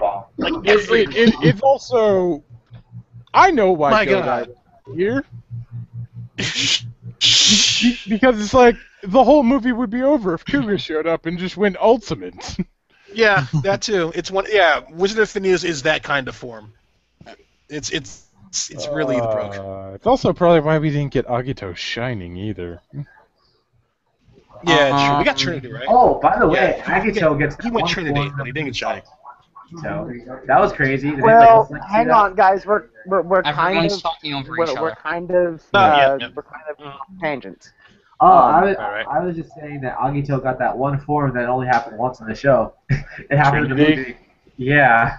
Yeah, I think that was a very much a we only use this like once or twice. Let's use it again. Yeah, I thought that was super random because I was like, wait a minute, what? Why is this form being used? This never gets used. It was nice to see. Anywho, so moving to the next little thing that you were talking about, sir. I was going. I know we were all. Wait, are you still going to be continuing Pixel? I'm willing to. I've certainly got more notes, but I'm definitely willing to open the floor to. The only reason I say is I haven't really. Talking.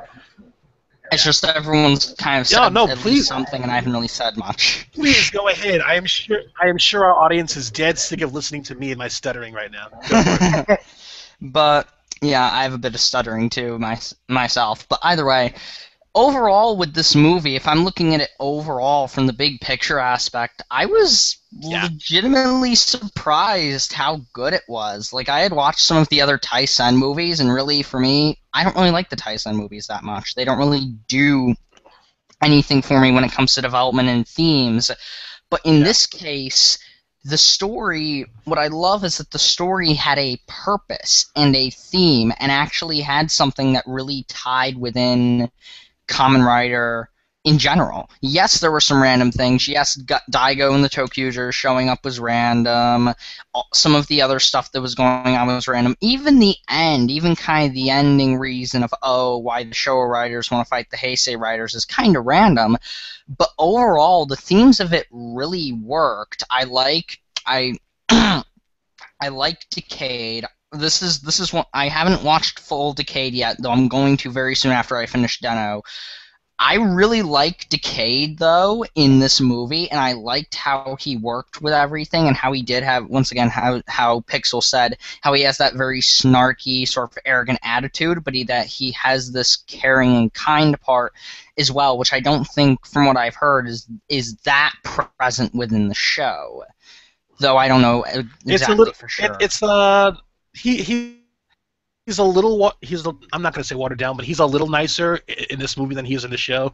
In the show, he's still very much a jerk with a heart of gold, but with just a little more Tendo added. If that makes any sense. Okay, that makes sense to me. But he's a bit more full of. He's a bit more full of himself in the show, but the show also shows him growing and changing.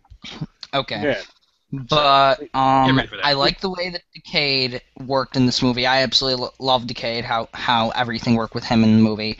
I actually liked the Fies bits. I haven't watched Fies as much, but I liked Fies' bits with Takumi and all of that, and with the whole bit with Kusaka with the memory of Kusaka dying, and then sort of I even kind of like the scene of like Takumi almost in a sense turning against the whole thing, thinking that now that his comrades is able to bring back to life, that he could cross over, but then he just then decides to maybe let go of that and then fight Baran despite the fact that his friend isn't going to be living anymore. So that's interesting.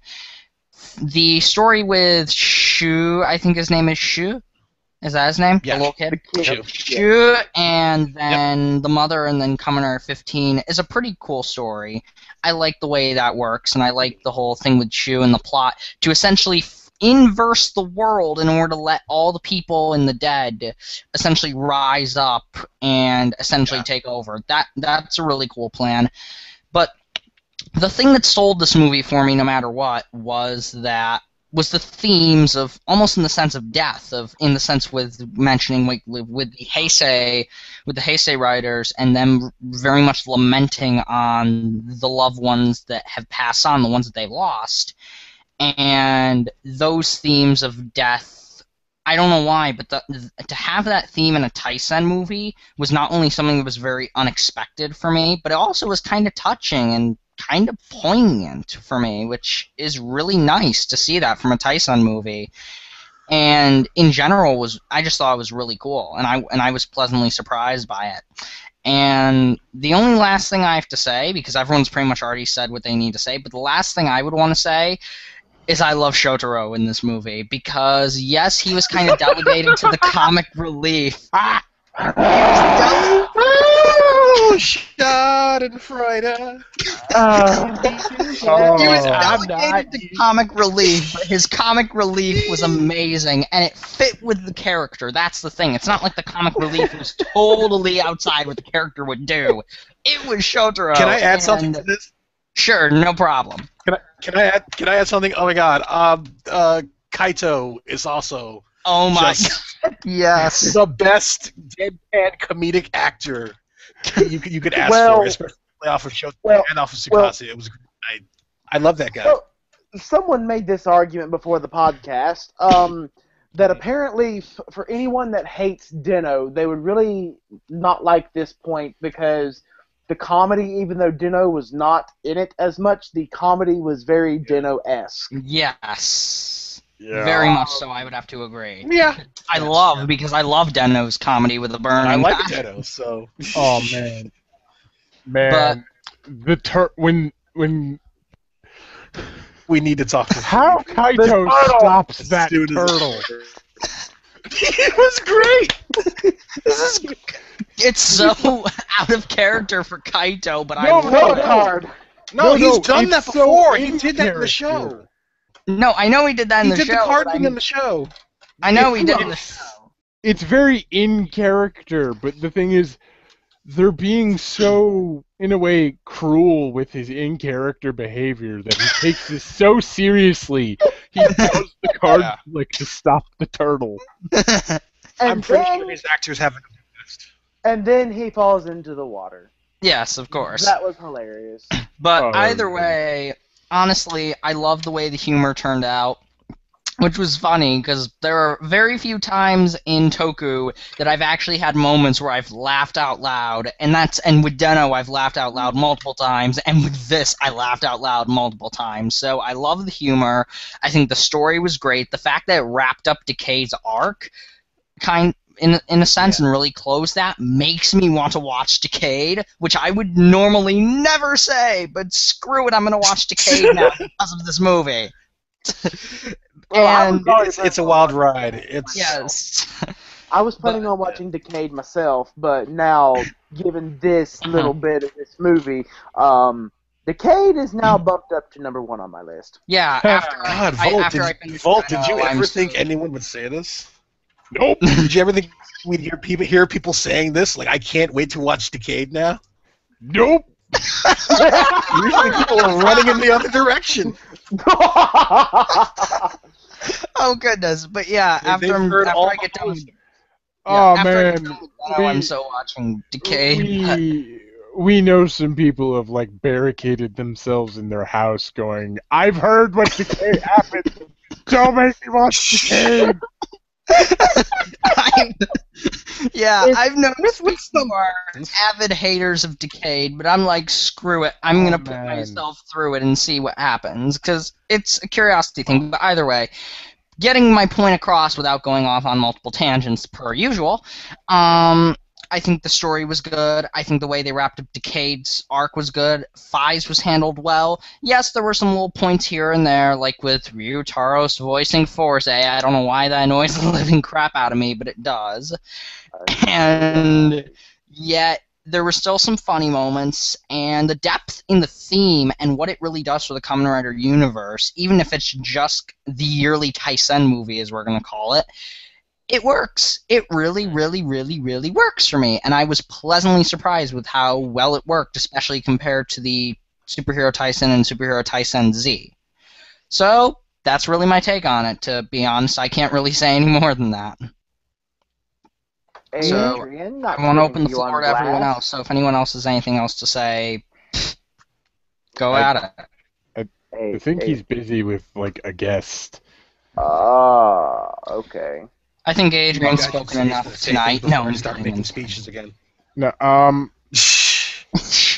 you know what? I'm gonna bring this up because we've been talking about all the other riders, but we haven't brought up like one of the biggest moments in this movie, and that is Fujioka doing the Rider 1. Oh man, because Which one? Because there were two really good ones. Like the old school jump into 3. the air with like the 70s special effects and all that. Yes. That was awesome. Fantastic. It was just like that was really good. And honestly, for anyone that watched the Showa writers, you know, because all of these people are either going to have kids or possibly grandkids by this point, you know that when they watched that was a bit of nostalgia for them. Of course. They were probably just like, yeah, definitely. Oh. But even more so than the first henshin we see in the movie. The henshin that Fujioka does near the end of the movie, where they're about to fight the Heisei Riders for the last time, and you know he goes through to his henshin pose and everything, and then the wind starts blowing. The cyclone starts happening. I love that. And it's so strong that even Futo's windmill blows. And it is the most epic Rider 1 henshin you could ever possibly witness. Agreed with that. My jaw just dropped in awe there. I think one of my other favorite parts is the fact that I forget who added this, like in terms of series, but like when the henshin is done, the eyes glow. Yeah, I love that. That's just like one final bit of really good effects that I enjoy. Like I'm watching it again. It's not even that the Futo Tower is like, I submit to Rider 1's Cyclone. Like even the Heisei Riders, even the Heisei Riders, when he's done, are just like, Heisei Riders, even Double, who's supposed to be the Wind Heisei Rider, and he's like, oh god. But like all the show, and this is brought up by on another podcast by Ega Devil about why the Showa Riders are really cool. It was like all the Heisei Riders are bracing themselves against the wind, but all the Showa Riders are just like, we got this, bitches! Ninnies. And like they even show that in some ways, because like Gaim takes this one watch that again. Like really kind of brutal hit, and he's like, oh, I can barely move. But like then Z-Cross takes something similar, and he's like, "Nope, still good." Yep. By the way, the Showas are just ha, and their others are like, "The awesomeness is blowing us away." I actually forgot. There's one more thing I want to say now that Volt mentioned the glowing eyes thing. I just want to mention. I know this is kind of par for the course for Kamen Rider, Super Sentai, Toku in general, etc. But the effects were actually really top-notch. I don't know why, but the fight scenes, the choreography, and everything, for the most part, was really top-notch, and I really enjoyed the fights, even more than I usually do, which is funny. I agree with you, and the crazy part was, that all happened, and it wasn't Sakamoto. Yeah. Which I'm actually really... This wasn't a Sakamoto-directed movie, and yet, you know, all the choreography and the effects were just really great. I'm really happy. We got some folks on that. But I'm also just kind of like, man, what would this movie's fights be like if it was Sakamoto? I don't think we could handle it. I can't quite... Oh, man. Shit would literally blow Make up. it X times 3? Yeah.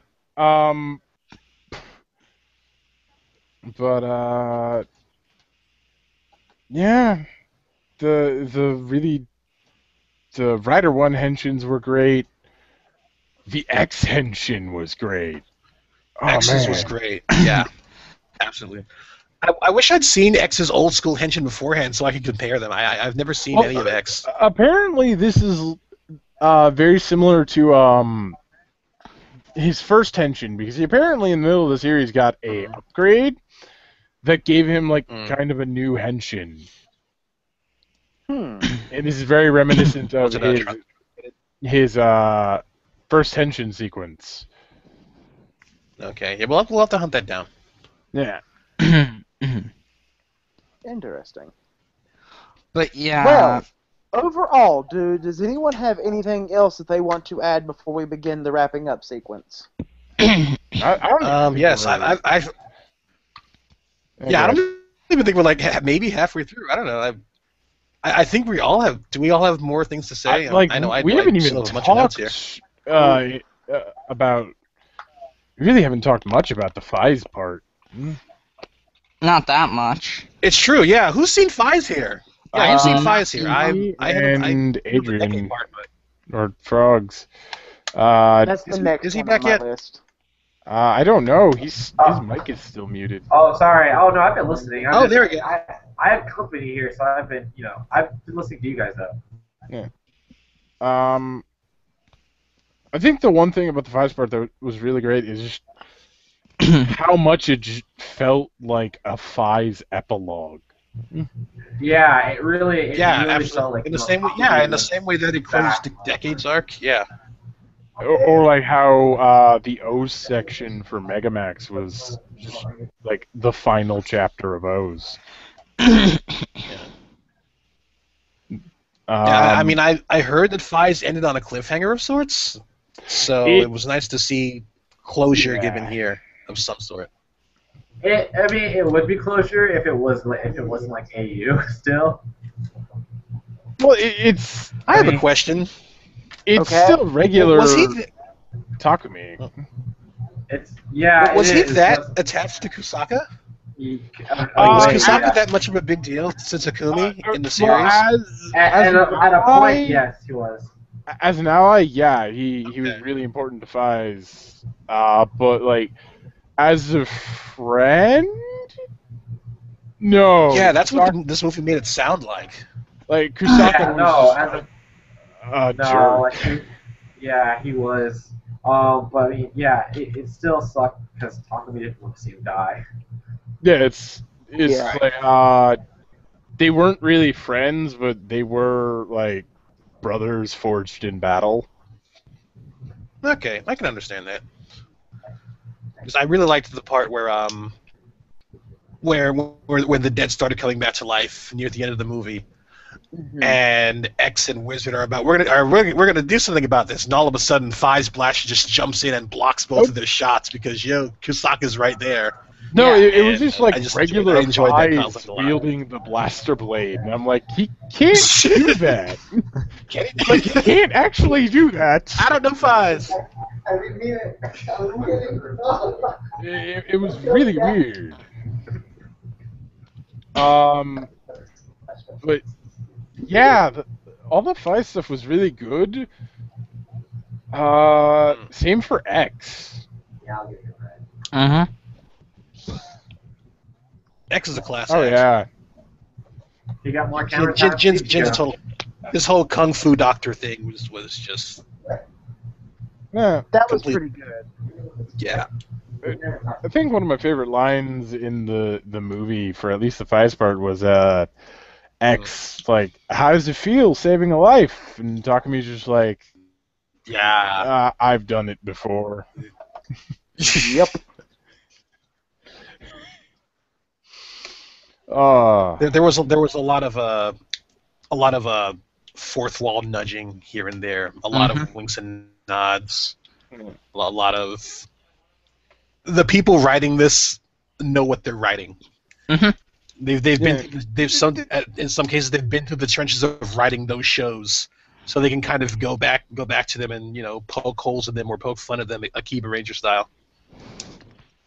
There was some stuff in this that I felt the movie was missing. Mm.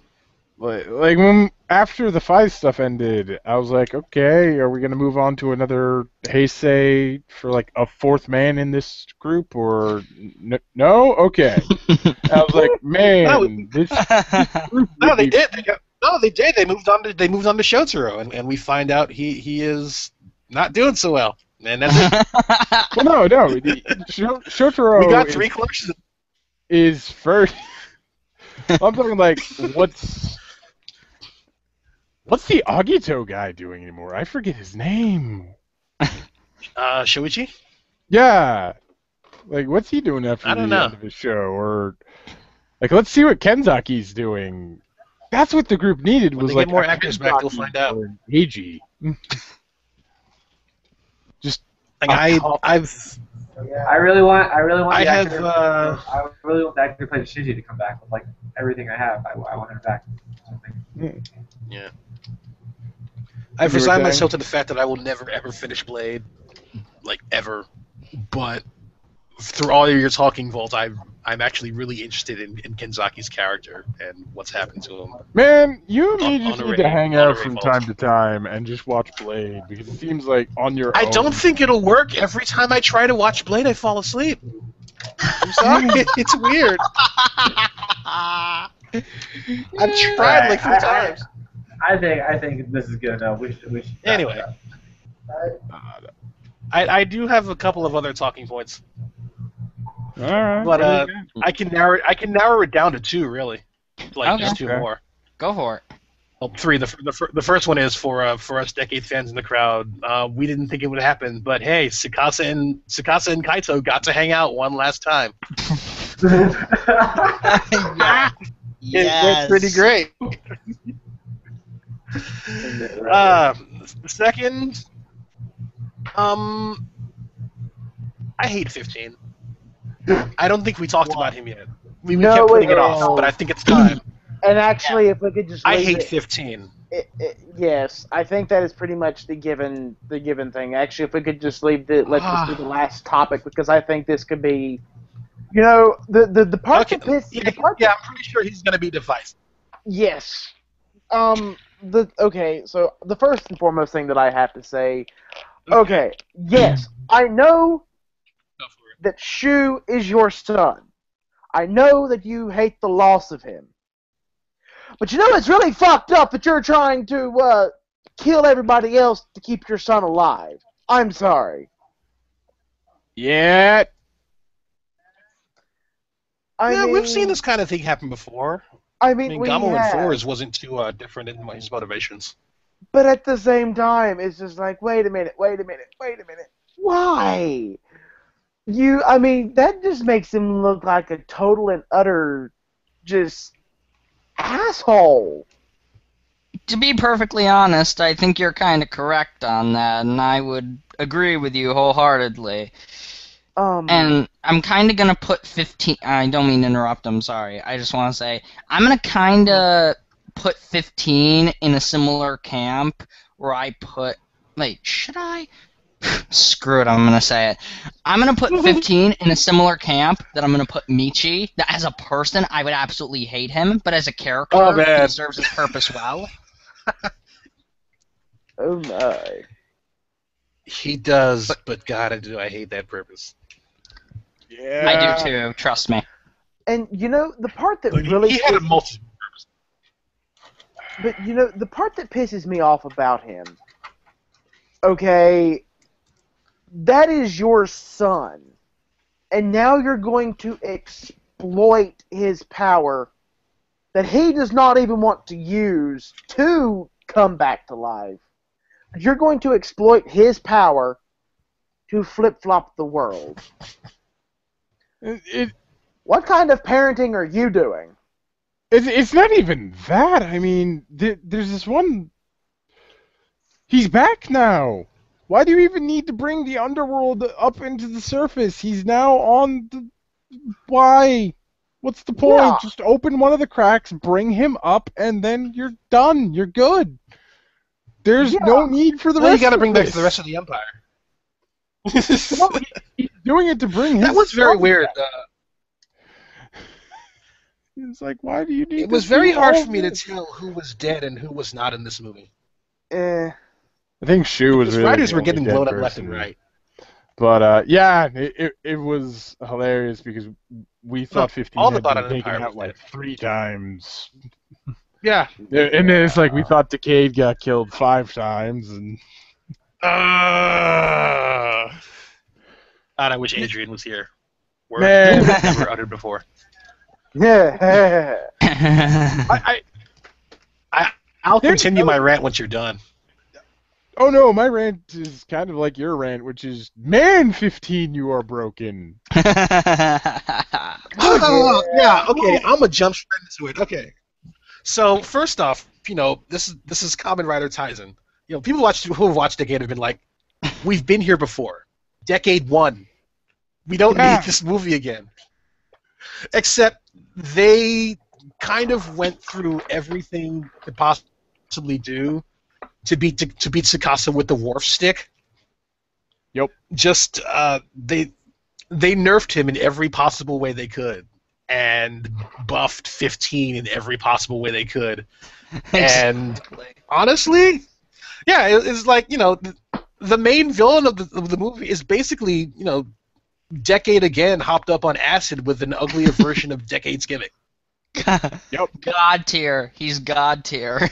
And then and then it's like, you know, that's the only person who can fight Decade is another Decade. So I get to see my man Tsukasa just get whooped up and down the street by basically Random a pretender. New guy.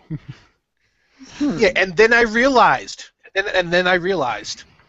this was how every old school Kamen Rider fan felt while Decade was airing. And then I just threw up my hands because I had no room to talk anymore. This was exactly what this is exactly how longtime Kamen Rider fans felt in 2009. This random ass newbie who, for no reason, has all of their powers, just coming in and showing everyone why he's the best with an ugly suit. And just oh my god, yeah. I mean, I hate 15, but he was completely hoisting me by my own petard, and I can't get too mad. But I can get mad. I was mad mad at 15. because for the whole movie, Decade Oh my does God. Kamen Ride twice. Twice. Only twice. Yes. While fighting 15 and getting his butt whooped. No other time. Only 2 Kamen Rides and no Dimension Kick. Like, this Decade was seriously nerfed. Complete. Is it because he's become more of a softie? I don't know. But I mean, that's the thing. If he busted out complete, hurt to the watch. movie would be done. it's true. Yeah. Of course. Oh man. Well, that and because all the other Heisei Riders would turn to their ultimate forms, and really. Yeah. Yeah. Which I was waiting for, but then it's like, oh, we're not doing that movie. Wait, I'm not sure, but was the Agatonator that Decade was riding when he stayed Shu, was that a Final Form ride? Yeah, that was Final Form.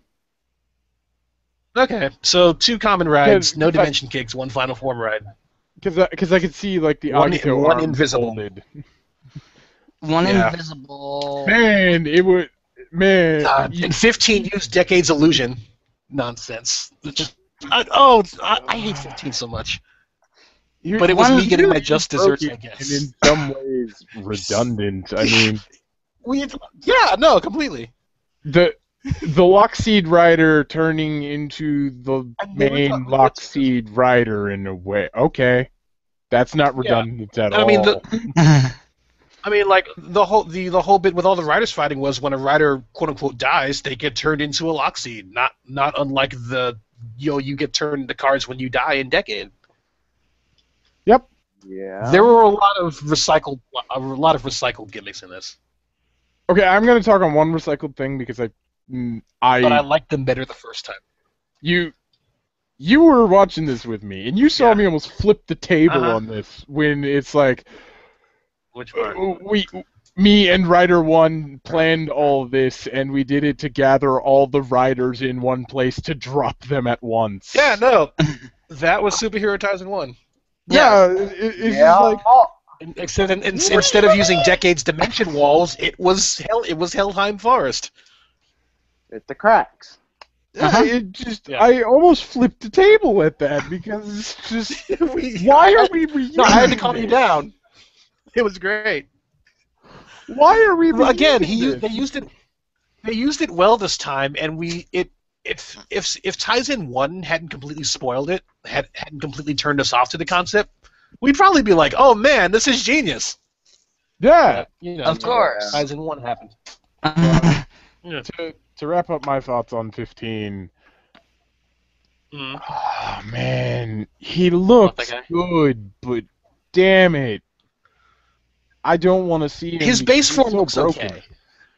His base form looks really gnarly and mean. It's just... But then The Rider. Yeah, here's the other thing. You remember how I was foaming at the mouth trying to get those Rider lock seeds? I don't want them anymore because they're associated with 15, and fuck that guy. Well, it's that one Super Rider lock seed, which, by the way, no, I don't want any of them anymore.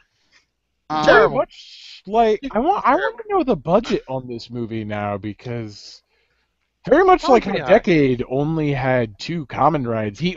For someone who has the power of all 15 riders, we only saw 3 rider locks. Well, it was. I think that was mainly because the plot kept calling for him to counter any rider that. Yeah, here's the other thing that's broken about 15. He doesn't have to change into a rider to use their powers. Remember when Decade turned into Hibiki, and then all of a sudden, suddenly 15 has the Ongekibo Rekka just sitting there? Yes. Well, that's okay. I can explain that because Iga explained it. It's because he's Decade. He can use Decade's powers. I figured that. Yeah, but usually Decade has. The only time Decades had to used rider powers without changing into that rider was when he was in violent emotion form. Yeah. But it's he has become if we're talking, Decade, so he can use all of Decade's powers, one of which is using other riders' weapons. So that's kind of what he did. Yeah. As the Decade I can let it arms, slide, but it still annoys me.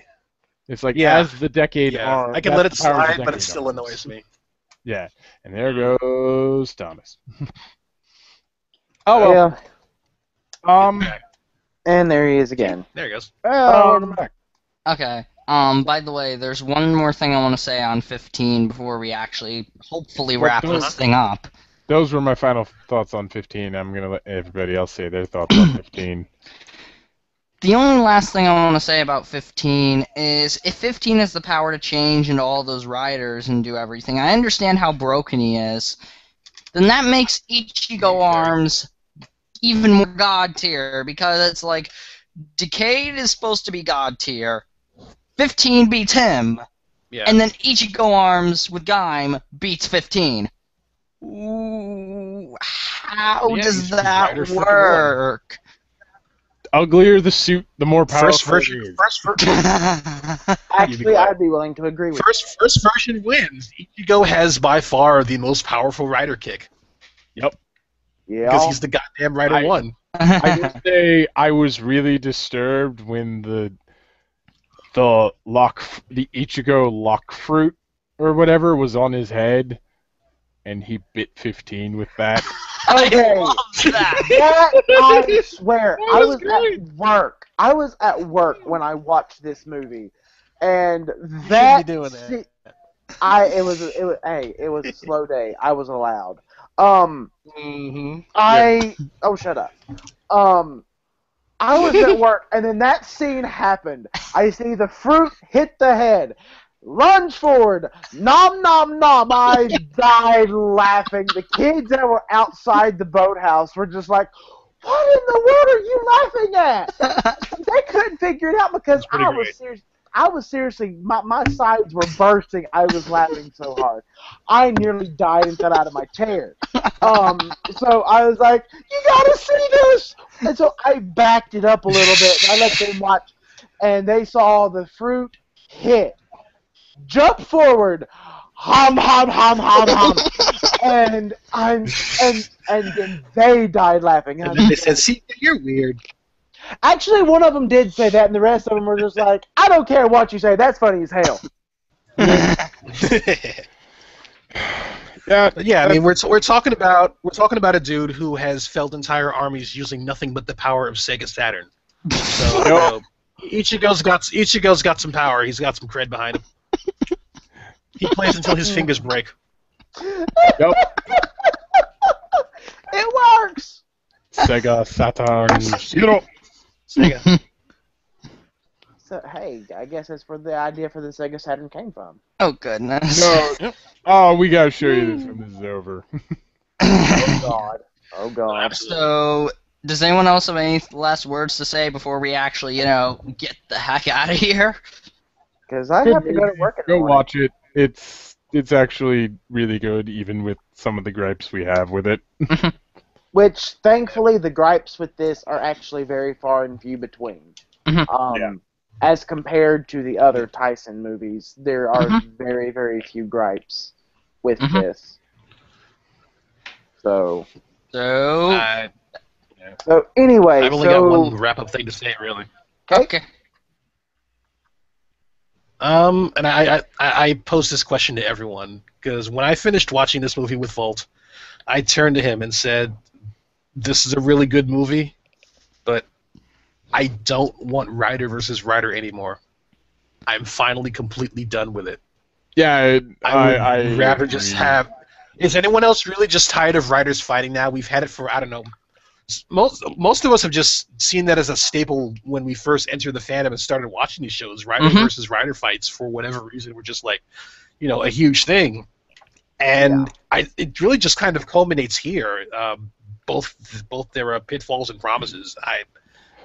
But honestly, the Rider versus Rider stuff was the only thing that really threatened to bring down the movie. Everything else was really spot on. You had great character closure. You had...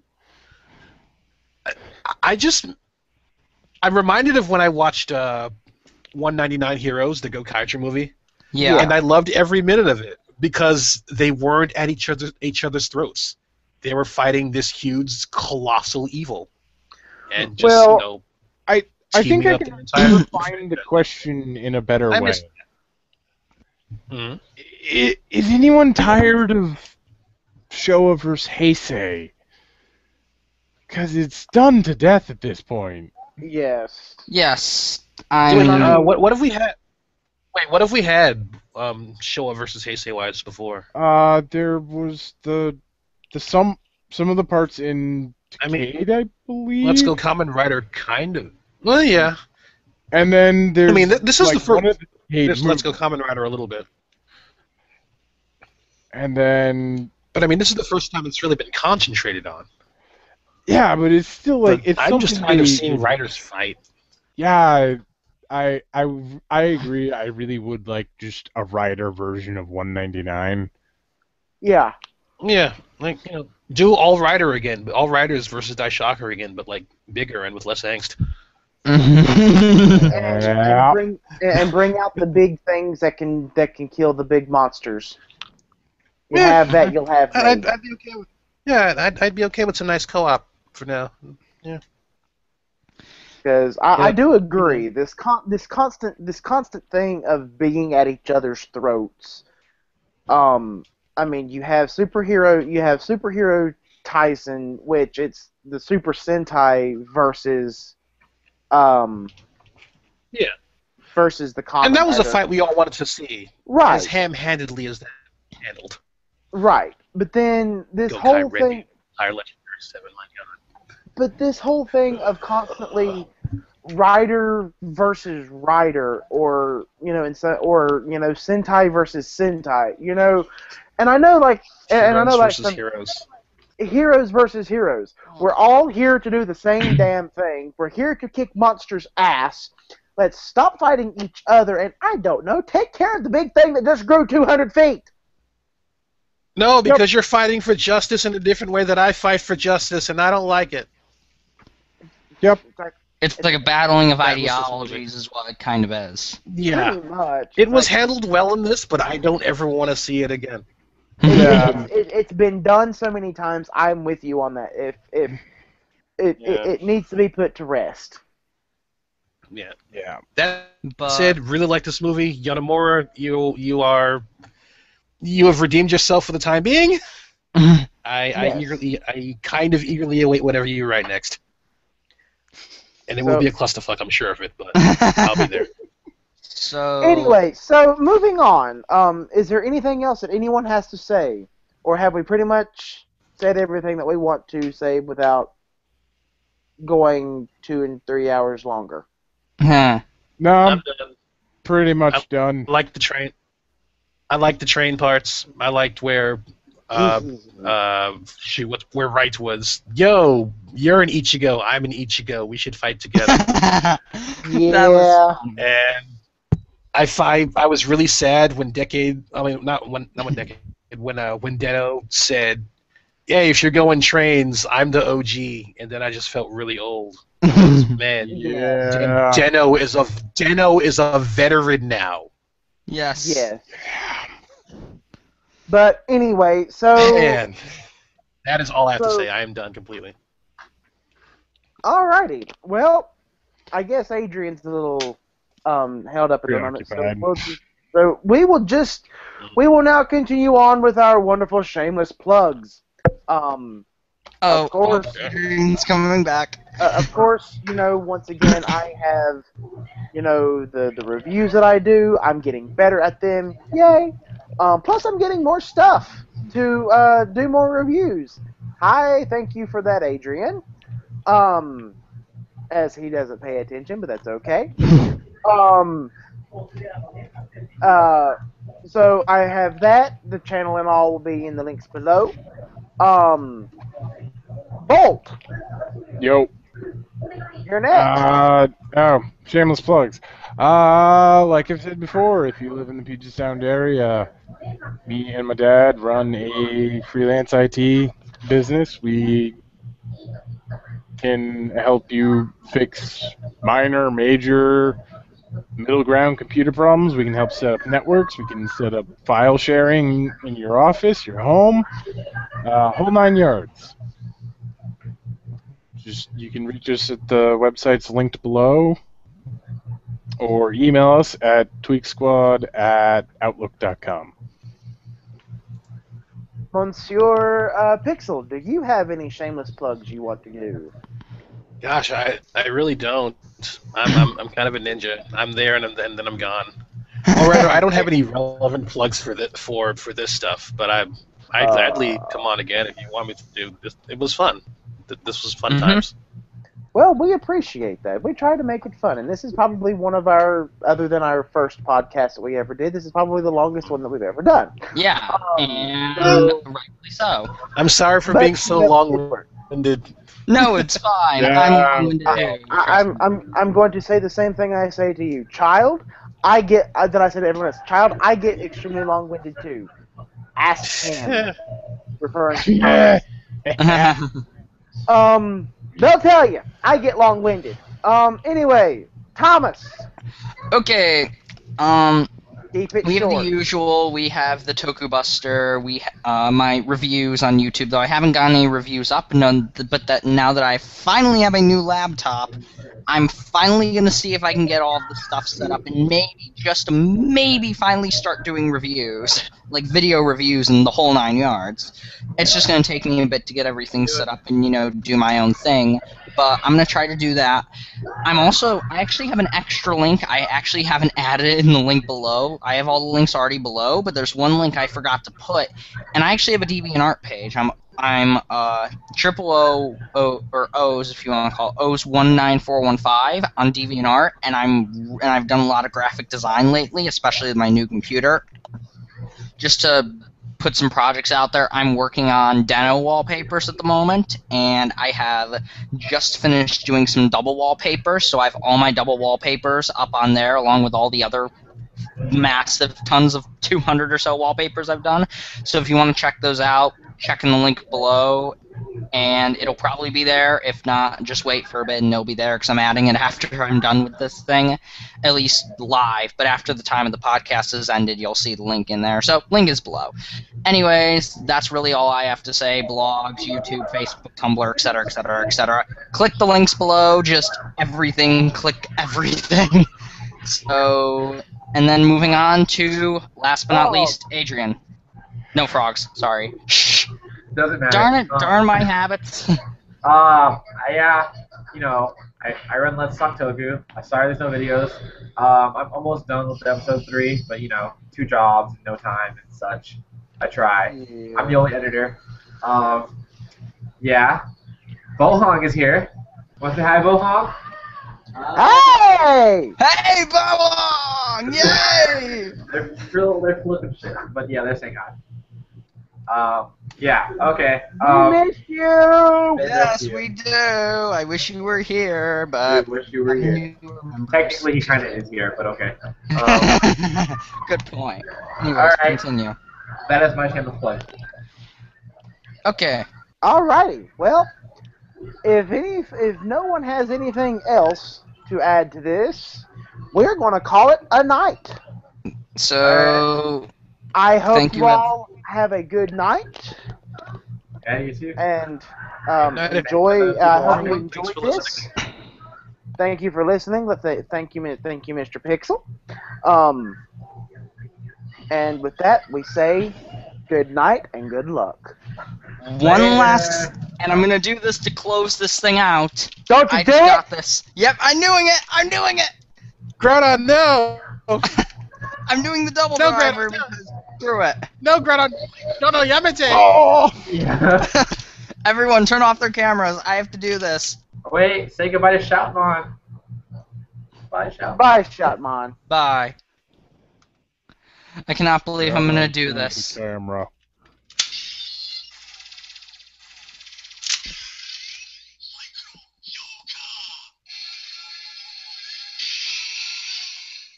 Bye, everybody. You giant man-child. Screw man-childness. I'm still a man. Shh.